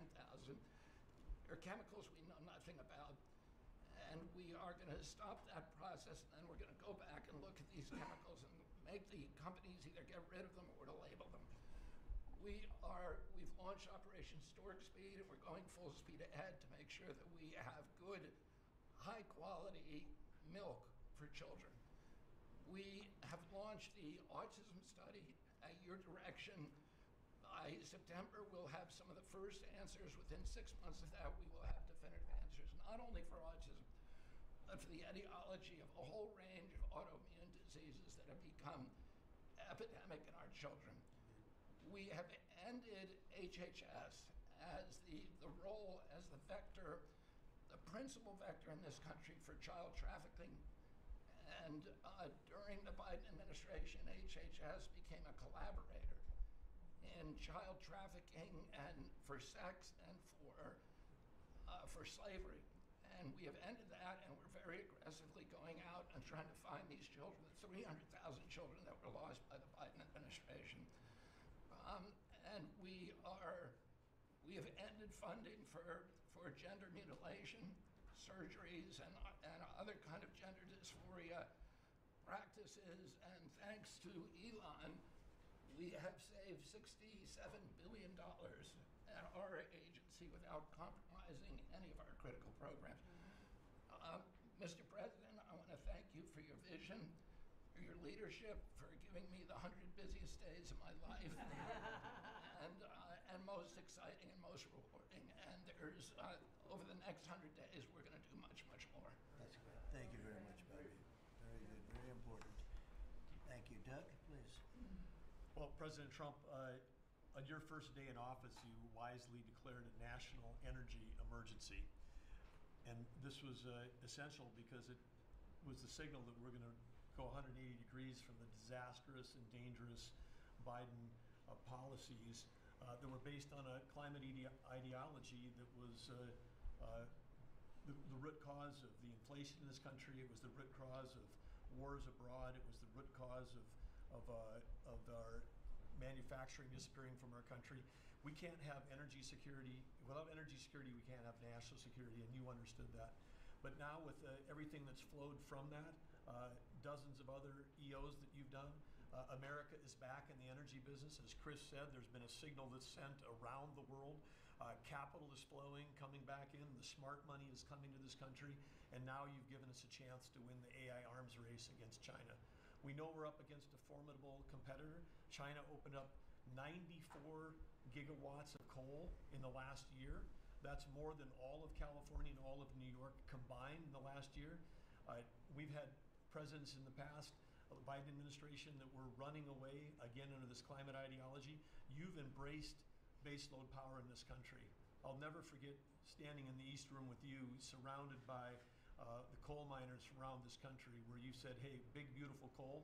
As we work to try to identify the balance sheet of America, our earliest estimate is that the coal resources in America, just on public lands, could be worth $8 trillion with a T. That was all going to be taken off our balance sheet if we weren't going to touch it. But now we're back in the business. I was 1,800 feet underground in a coal mine in Alabama a couple weeks ago. They do metallurgical coal. Without metallurgical coal, we can't produce steel. This is a plant. This is a plant that would have been in a mining operation that would have been shut down under the Biden administration. What we're doing here, back in the business, we're doing leasing. We're leasing for oil and gas. We're leasing for timber with Brooke Rollins. We're leasing for grazing. We're leasing for critical minerals, which is key. And when we lease the public lands appropriately and by the law to do that, we're bringing in revenue. We're bringing in jobs. We're helping strengthen America. And so we're treating our natural resources like the American balance sheet they are. And America's resources, the 700 million acres of surface that's public, the 700 million of subsurface, the 2.5 billion offshore, all contain what we need to have self-sufficient supply chains. And so in this, we're focused deeply on critical minerals. The Biden administration put us in a real predicament right now. The whole trade team, the whole cabinet, Susie's jumping in, leadership across everybody, the National Energy Dominance Council. But of the top 20 critical and rare earth minerals that we need for defense, that we need for industry, China's controlling 85% of the refining for that. So we are running at warp speed 7 days a week to try to put ourselves back in business in that way. So, and I want to just close out by saying a couple other things. One is the border. Few people realize that 41% of the southern border is in Department of Interior. And then we've got a few more percent that come with Brooke and with the Forest Service. But that's been a risk area. Part of the reason everyone was pouring into our country, Biden wasn't enforcing the border laws. They definitely weren't enforcing it on public lands. And so again, using tying two presidents that had a great propensity for action, Theodore Roosevelt in 1907 created what was called the Roosevelt Reservation, 60-foot strip that go from Texas all the way to the Pacific Ocean, because he was worried in some future state there might be smuggling. I don't think he was anticipating human smuggling and fentanyl trafficking, but that has been largely unused. He gave us the authority to transfer that, and so working with Christie and working with Pete, we've transferred that to the DOD. So transferring land from the other agencies like Interior to the Department of Defense, then as Pete said, they can do the detain and assist with the military. And having been down at the border multiple times in recent week, I can confirm everything Christie said. The enthusiasm, the morale of that group is exactly 100% opposite of when Christie and I were down there as governors. I had Border Patrol people say that they were multi-generational service in that law enforcement that said, my wife and I are telling our children never to go into this thing, to go into Border Patrol. People this time were saying, I got a 17-year-old. As soon as they turn 18-year-old, they're signing up. My wife is thrilled. They're going into law enforcement. They're so proud to be serving with you. Everybody I've met, whether it's in a coal mine or at the border, law enforcement, the one thing they say on those trips is, please thank President Trump from all of us, the change that you're making. And I want to say especially this became very dear when we last week renamed U.S. Wildlife Refuge in honor of Jocelyn Nungare. Jocelyn Nungare, of course, lost her life tragically to illegal Venezuelan gang members in this country in a horrific way. But her mother, Alexis, was at that ceremony. Her grandmother was there, and Jocelyn's great-grandmother was there. There 3 other generations of that family were there. They all wanted to pass on their thank you to you too, and we've secured her name forever as a sanctuary, and really is saying that every child, every 12-year-old, every child in America should be safe in their own communities, and you've dedicated a beautiful piece on the coast in honor of her. So, President Trump, in your first term, when I had a chance to work with you as governor, you were courageous. The thing that's empowering this amazing group of people around this table, and you've probably assembled the greatest cabinet ever, is that this time you're not just courageous, you're actually fearless. And it's your fearlessness to take on the issues that other presidents would not touch, whether it's the work that we're doing with successfully streamlining and right-sizing government, or whether it's taking on the issues at the border, or whether it's embracing the power we need to win the arms race. You're fearlessly doing that, and that creates it just all of us can sprint because you're running ahead. So thank you. Well, thank you, Doug, and you are doing a great job. And with Chris, that's a pretty much unbeatable combination, I have to tell you. So thank you both very much. Thank you, Doug. It's great. Marco? Well, it's not easy to go last after all these reports that have come here. First of all, Mr. So I better be good, and I'll be short as well. A couple things, Mr. President. I think you deserve a lot of credit for 2 things. The first is assembling this great team of people. Some of whom I've known for a long time, others who I've gotten to know during this period of time, but putting together a team, not just of talented individuals, but that work well together, is something never going to be reported on in the media or fully seen, but it happens every single day. For the most part, I interact with almost everyone around this table at some level, and because of Secretary Kennedy, I'm afraid to eat anything, so in front of him, he said Tootsie Rolls are okay in moderation, but it's a great team. And here's the second, and I tell this to people all the time, this is incredibly rewarding service, and you hear it in everyone's voices. Traditionally in the past, and it's one of the problems we got in as a country, is presidents would say, okay, let's go do something, and then they would have to do a study, and then a study on the study, and then a long internal deliberative process, and by the time you got to it, it was too late, or somebody had forgotten it. In this administration, it's moving, you know the direction, because you know why you were elected. The American people elected you very clearly, and basically it's measured, I used to say by days and weeks, now it's measured by hours and minutes, but action is happening. And that's what people want to see. And I'm going to talk about foreign policy in particular, because I'm not sure this is fully appreciated. This president inherited 30 years of foreign policy that was built around what was good for the world. In essence, the decisions we made as a government in trade and foreign policy was basically, is it good for the world? Is it good for the global community? And under President Trump, we're making a foreign policy now was it good for America? I was appointed by you and confirmed by the Senate to be the head of the United States Department of State. Not the World Department of State, not the Global Department of State, the United States Department of State. And what that means is our foreign policy is guided by 3 things. Does it make America stronger? Does it make America safer? And does it make America richer? If something doesn't do one of those 3 things, and hopefully all 3 of those things, we're not doing it. Now, we went out and hired a consulting firm to help us organize ourselves. Luckily, they were free. They're called the Department of Government Efficiency. And they helped us do a couple things. Number 1 is our foreign aid. We were funding some crazy stuff. Crazy stuff. You tell me, how does a puppet show in some country around the world make us stronger, safer, and more prosperous? So we got rid of puppet shows and a bunch of other things. I'm sure there were very good puppet shows. And I'm sure that a bunch of charities in the world can go pay for it, but the American taxpayer should not. We've also, by the way, Mr. President, under your direction, reorganized the Department of State. We had offices within offices within offices that didn't even know they existed themselves, not to mention the rest of it. And so we've begun to reorganize that as a way to be able to empower our embassies and our ambassadors and our regional bureaus to do what many of them signed up to do. We have a great team of ambassadors you've appointed. They're coming online every single day. Very talented people that are involved. Something else we got out of the business of, well, it wasn't widely reported, or maybe it was. We had an office in the Department of State whose job it was to censor Americans. And by the way, I'm not going to say who it is. I'll leave it up to them. There's at least one person at this table today who had a dossier in that building of social media posts to identify them as purveyors of disinformation. We have these dossiers. we are going to be turning those over to these individuals. We can follow up with the media. Well, we are going to turn over these dossiers to the individuals, and they'll decide whether they want to disclose it or not. But just think about the Department of State of the United States had set up an office to monitor the social media posts and commentary of American citizens to identify them as vectors of disinformation, when we know that the best way to combat disinformation is freedom of speech and transparency.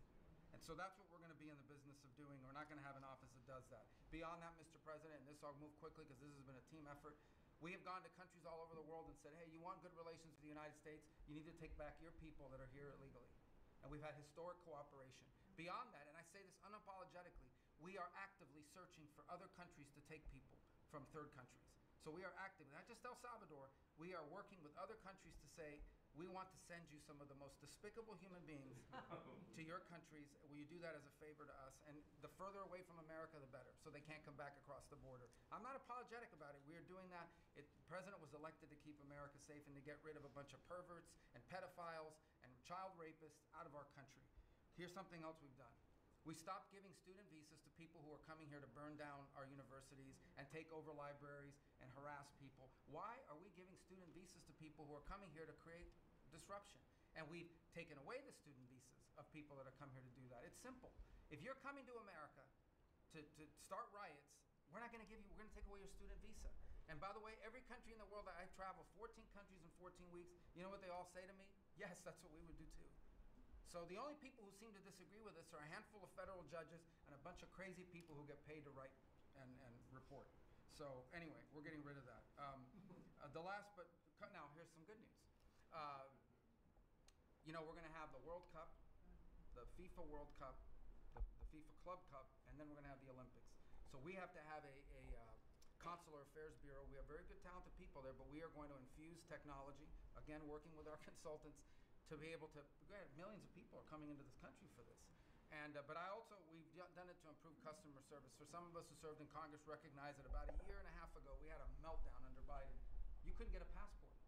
You have people calling, I have a cruise on Friday, my passport expires. In the month of March, we processed 2.78 million Americans, their passports.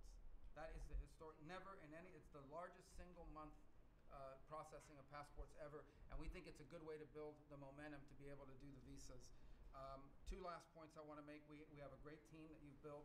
I want to especially acknowledge Steve Woodcock. This is a person that doesn't have to be doing what he's doing. He has a very good life in Miami, my hometown as well. He has worked incredibly hard, has done it without any agenda, and we need to acknowledge him. I want to acknowledge Mr. Boulos as well, who did something really great last week. They told us this war between the Democratic Republic of Congo and Rwanda is intractable. It can never happen. It will never happen. I sent Mr. Boulos, your envoy. A week later, I look on my schedule, the signing of a declaration of peace between the Democratic Republic of Congo and Rwanda. We signed it at the State Department last week. We hope it will lead now to a lasting, permanent peace that we hope to invite them back to Washington to sign. So and we have a lot of good people working on our teams as well, but these are two great people. Mike Waltz alluded to this earlier, and this is the last point. In the first 100 days of the 47th presidency, 47 wrongfully detained Americans have been returned to the United States, thanks to your leadership and the diplomacy that was exercised to make that happen. 47 for the 47th president in the first 100 days, and that's all credit to you, Mr. President. Thank you for the honor to be able to serve alongside you, for you, and alongside all these excellent people. No, thank you very much, Marco. Really great job. So, I've been involved in a lot of groups of people over the years, good groups, bad groups, all types of groups. But I have been involved in some incredible groups, but I've never been more proud and impressed, frankly. Impressed is maybe even more important, but I've never been more proud or impressed than I am with this group. This is an amazing group of people, and I hope some of those television cameras were blazing and it was on so people could watch this because, frankly, no matter who you are, no matter where you come from, this is an impressive group of people. I sat around being somewhat competitive. I said, well, let's see, who did the best job, who did the worst job? And I determined that everybody is like the same and there was no worst job. Everybody was outstanding. Everybody did a job. You couldn't pick a winner. The only thing you can say is nobody did a bad job or even a fair job. You're outstanding. And so I want to just congratulate you all. This is really something. And, you know, we have a job to do. We've done a lot of work in this 100 days. We've established things that are going to start taking place in the next 100 days. I want to see what it's going to be like. I think we're going to have to do this in 100 days, Susie, and we're going to see some very big results from the things that we've done. But I just want to thank everybody. This is really very impressive, and I hope the people at home got to see some of it. Nobody's ever done public cabinet meetings. They were quiet for a reason, because they weren't impressive. And especially in the last administration, they were not impressive. But I just want to say that we're very proud of you, and I am in particular. Thank you all very much. Great job, and I think we're going to have some tremendous success for our country. And I don't know, it doesn't seem like a time to be asking questions. That was so impressive, that to be taking questions, why did you do this? Why did you do that? Yeah, it just doesn't seem to be appropriate. I guess we probably have to take a couple because that was the purpose. But if you'd like to ask some, I think they should be very respectful questions at this point. This was an amazing meeting. And so if you'd like to ask a couple, if you'd like to pinpoint them to some of the secretaries, et cetera, would be fine. Yes. Secretary Rubio, can I ask you a question? You brought up El Salvador in your remarks. Have you been in touch with El Salvador about returning Abrego Garcia as a formal request from this administration to me? Well, I would never tell you that. And you know who else I'll never tell? A judge. Because the conduct of our foreign policy belongs to the President of the United States and the executive branch, not some judge. So we will conduct foreign policy appropriately if we need to. But I'll never discuss it. And no one will ever make us discuss it, because that's how foreign policy works. Mr. President, yesterday you told ABC News yesterday that you could get Abrego Garcia back if you wanted to. Do you think President Bukele would turn you down if you made that request? I really don't know. I know that he's been a great friend of our country. He's gotten a lot less money than this would take from us if we were going to build these jails and do what he's doing. And they run a very professional operation. I don't know. I haven't spoken to them. I really leave that to the lawyers, and I take my advice from Pam and everybody that is very much involved. They know the laws, and we follow the laws exactly. Mr. President. Yeah, please. Transition, sir. You frequently took credit for the stock market highs. You said it was a reflection of how well you were doing in the polls, and then after you were elected, you said the stock market highs were a reflection of how well the transition's going and the American people's confidence in your incoming administration. Now, the stock market's not doing so well, and you're saying that's the Biden stock market, yet you are the president. Can you explain that? Yeah, I'm not taking credit or discredit for the stock market. I'm just saying that we inherited a mess, both at the borders. You could look at every single one of the people here, and no matter who it is, they're doing better, and they are far superior to what took place for 4 years before us. When you look at prisoners being allowed to come into our country at will, just at will, people from mental institutions, gang members, drug dealers, when you look at that, what they've done to our country, and also having to do with finance. Look at what happened with inflation. We had the worst inflation probably in the history of our country. They say 48 years, but I would say in the history of our country, it ate away at people. And even though you saw a stock market going up somewhat, because in my case, I had the biggest stock market increase, 88% in the last term, in my last term. But I don't view the stock market as the end all. It's an indicator. But what the stock market really tells you, and when you look at the stock market in this case, is it says how bad a situation we inherited. This was a quarter that we looked at today, and we took all of us together. We came in on January 20th. So this is Biden, and you could even say the next quarter is sort of Biden, because it doesn't just happen on a daily or an hourly basis.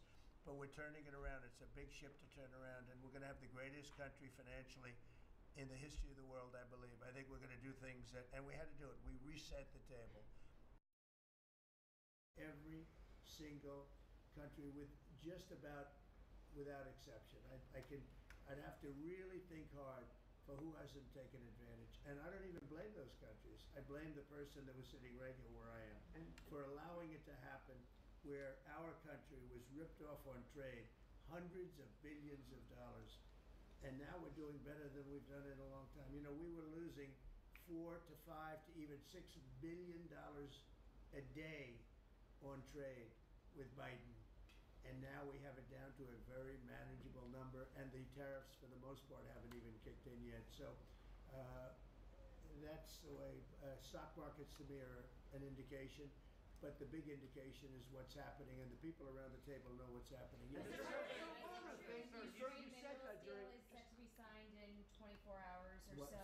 Is it true that the Ukraine minerals deal is about to be signed in the next 24 hours or so? There's some reports saying that. And if it's true, has the deal changed at all from the last time we heard about it? Well, I'll ask Scott to answer the question because he's responsible for it. Yeah, our side's ready to sign. Ukrainians decided last night to make some last-minute changes. We're sure that they will reconsider that, and we are ready to sign this afternoon if they are. Can you talk about those last-minute changes? What was removed or put in its place? Nothing's been removed. It's the same agreement that we agreed to on the weekend. No changes on our side. Just to put that in perspective, though, when I came here, I said, how much money have we given to Ukraine?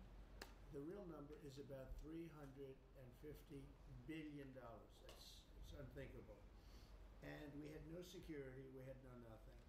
We were just pouring money there, unsecured money, putting it in banks, and anybody could have taken it out. You know, anybody over there, it was their decision. I've never seen anything like it. Europe, on the other hand, which is obviously that whole situation is much more important to Europe because we have an ocean in between. But Europe gave about $100 billion. It's a lot of money. It's a big sacrifice they made also. But they gave much less than we did. And their money is secured, totally secured, by deposits in banks. The deposits are largely Russian deposits. That's what Europe did, but their money is secured. So they gave $100 billion totally secured. We gave money like it's throwing it out the window. And it was done by Biden, and this is Biden's war. This isn't Trump's war. I'm trying to get out. And more than the money, they're losing about 5,000 young Russian and Ukrainian soldiers a week, mostly. There's some people also being killed in towns where missiles should not have been shot, small cities and towns. But we are trying to save the lives of about 5,000 young, mostly soldiers, that are losing their lives a week. I see satellite photos, probably off one of his satellites, come to think of it, but I see satellite photos every week of fields with arms and heads and legs scattered all over. It's a violent, violent, horrible situation. And more important than the money, I want to save the lives of people from other countries that are dying so stupidly, so needlessly, and they're dying. But I said, what are we doing? How did we get into this war? It would have never happened if I were president. Everybody knows, and it didn't happen for 4 years. Wasn't even thought of. I discussed it with President Putin a lot. Ukraine was the apple of his eye, but there was no way he was going to do anything. Zero chance. And I said, you know, we feel foolish. The Europeans are putting up money. It's totally secure. They get the money back. We're putting up much more money. We have absolutely nothing. And I didn't want to make a complicated deal. I didn't want to make a deal that couldn't be made because Ukraine doesn't have very much money. They're going through a very bad period of time. It's been brutal. But I felt very foolish being in charge. So I said, well, we want something for our efforts beyond what you would think would be acceptable.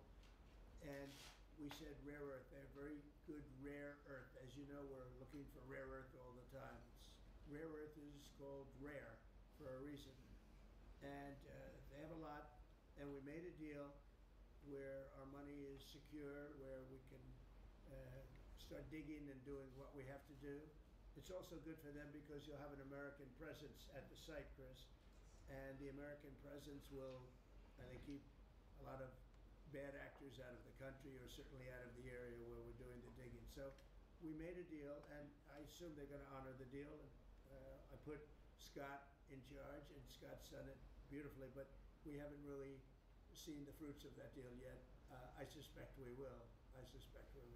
President, sir, you had progress. You had set a 90-day deadline through an executive order for Secretary Hegseth and Noam to review whether to recommend to you whether to invoke the Insurrection Act to send troops to the southern border. Is that something you're still considering? Well, I'm talking to them, and it's not hard and fast, but I'm talking to them, and I will tell you that the border is the most secure it's ever been. We have never had anything like it. And when you said, Christy, before, it's 99.999, and I guess that means one person maybe, or two people. It's actually turned out to be 3 people came across the border versus hundreds of thousands of people under Biden. And we're talking about people coming. Look, people, they have souls, they have hearts. Many of them are good, but we have a country that's under siege. We have a country that really is under. I think it's under attack. In many ways, worse than under attack because there are no uniforms. You don't know who the attacker is, so you really don't. It's not like you're fighting an army. You're fighting people. You don't even know who they are. But 11,888 murderers, many of them murdered, far more than one person, are roaming. Now, some of them have already been caught. A lot of them have already been caught and taken out. But we're being impeded by judges from doing our job. And hopefully that situation is going to be solved, because I think nobody wants to have murderers and people from jail, and I mean for serious, serious crime. I remember the Biden people used to say, no, these are aliens that came into our country and they don't commit crime. I said, they don't commit crime, they commit worse crime. They make our criminals. Some of these people that they've allowed in through open border policies, the dumbest thing I've ever seen. You can look at some of these people and you say, this is not going to end well. But the people that they've allowed into our country are making our criminals look like the nicest people on earth. I will tell you, these are serious criminals. These are violent criminals. These are people that would kill you and wouldn't lose an ounce of sleep, and they wake up the next morning and they don't even remember it. This is a rough, rough, tough group of people, and we've got to get them out of our country. And the law says, I believe, I hope, and I think Pam will be very successful in proving it, but we've run into, I would call them rogue judges. Somebody could criticize me for that. These are rogue judges. These are radical left, generally radical left, horrible judges. And we didn't lose all of these people. You know, we've lost a lot of people to death and to rape, all sorts of crimes committed by the people that poured into our country. And they came in totally unimpeded. Just come on in. And you see it every night. You'd see thousands and tens of thousands of people pouring into our country. We have no idea who they are. And to this day, we're looking for people. We have no idea. We hear that we have terrorists in our country that are so bad, they couldn't stay in any other country, but we're getting them out. And the group between Pete and Christy and Tom Holman and everybody working together, the people that you would least suspect are reporting them, getting it, and the public is reporting them. The public is seeing. The public is calling and they're saying, you know, I live in a house and next to me moved in a group of people and they are very violent, and would go and would find out and would say, yeah, you're right, they were really violent, and we have information on most of them. So I just think it's incredible what's taken place. But we right now have a very, very secure border. Right now we have the most secure border in the history of our country, so I don't think we have to worry about your question too much. Mr. President, Prime Minister of Canada ran against, not only against the Conservatives, but also against you. Well, yesterday, both parties. Yeah, and yesterday he spoke about American betrayal. Are you interested in rebuilding relations with Canada, and if so, how? No, well, I think we're going to have a great relationship. He called me up yesterday. He said, "Let's make a deal." You know, he was running for office. They both hated Trump, and it was the one that hated Trump, I think, the least that won. I actually think the conservative hated me much more than the so-called liberal. He's a pretty liberal guy. Why do you think? But no, I spoke to him yesterday. Couldn't have been nicer, and I congratulated him. You know, it was a very mixed signal because it's almost even, which makes it very complicated for the country. It's a pretty tight race, but he's a very nice gentleman, and he's going to come to the White House very shortly, within the next week or less. Mr. President, when will you speak to President Xi of China? when we That'll speak to happen. I mean, look, right now, and I told you before, they're having tremendous difficulty because their factories are not doing business. They made $1 trillion with Biden, $1 trillion, even $1.1 trillion with Biden selling us stuff. Much of it we don't need. You know, somebody said, oh, the shelves are going to be open. Well, maybe the children will have $2 instead of $30, you know? And maybe the $2 will cost a couple of bucks more than they would normally. But we're not talking about something that we have to go out of our way. They have ships that are loaded up with stuff, much of which, not all of it, but much of which we don't need.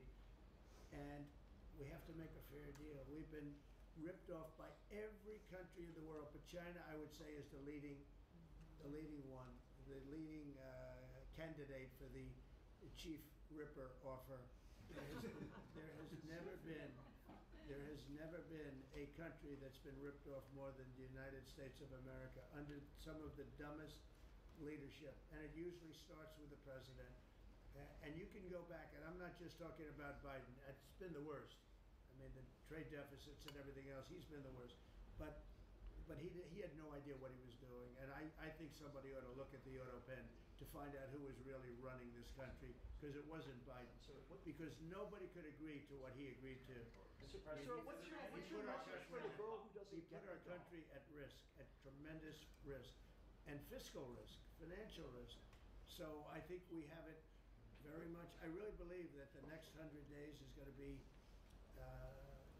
even better than this. Look, I read an editorial yesterday from a group that normally wouldn't write a good, that this is the most consequential presidency in history, in the history of our country.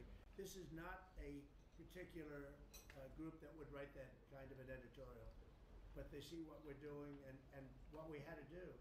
And I believe if this group, not just me, if this group wasn't here, I think our country was going to be in, if it was lucky, just serious trouble, but a lot worse than that. I think our country could have been a total disaster. Bad things were happening with our country, and we've stemmed the tide, we've turned it around, but we're going to really turn it around over the next 3 years, 3.5 years, we're going to turn it around, and then hopefully it'll be in such great shape. That's my goal, to put it in such great condition that it can't be destroyed. Do you believe You mentioned this last night in your speech in Macomb, that we're facing an unprecedented situation where there's a lot of abuses of nationwide injunctions, sort of seemingly designed to curtail your power, specifically when it comes to deporting these illegal, violent aliens that came in under the previous administration. Have you spoken to your team about ways to mitigate this and continue to deliver for the American people? Well, there are ways to mitigate it, and there's some very strong ways. There's one way that's been used by 3 very highly respected presidents, but we hope we don't have to go that route. But there is one way that has been used very successfully by 3 presidents, all highly respected, and hopefully we don't have to go that way. But there are ways of mitigating that. I want to thank you all very much. I thought this was an incredible cabinet meeting. I think there's probably has never been a cabinet meeting like this. You've never seen it on tape, that I can tell you. And I want to just congratulate everybody at the table. But we have a lot of work to do, but we're off to a great start. Thank you very much, Do everybody. you enjoy, Mr. President, maybe in the White House back second time? How's your life here? Thank you, everybody. I'm working hard. I like my life. I'm working hard. But I like it because we're doing a lot of good for a lot of people. Thank you very much.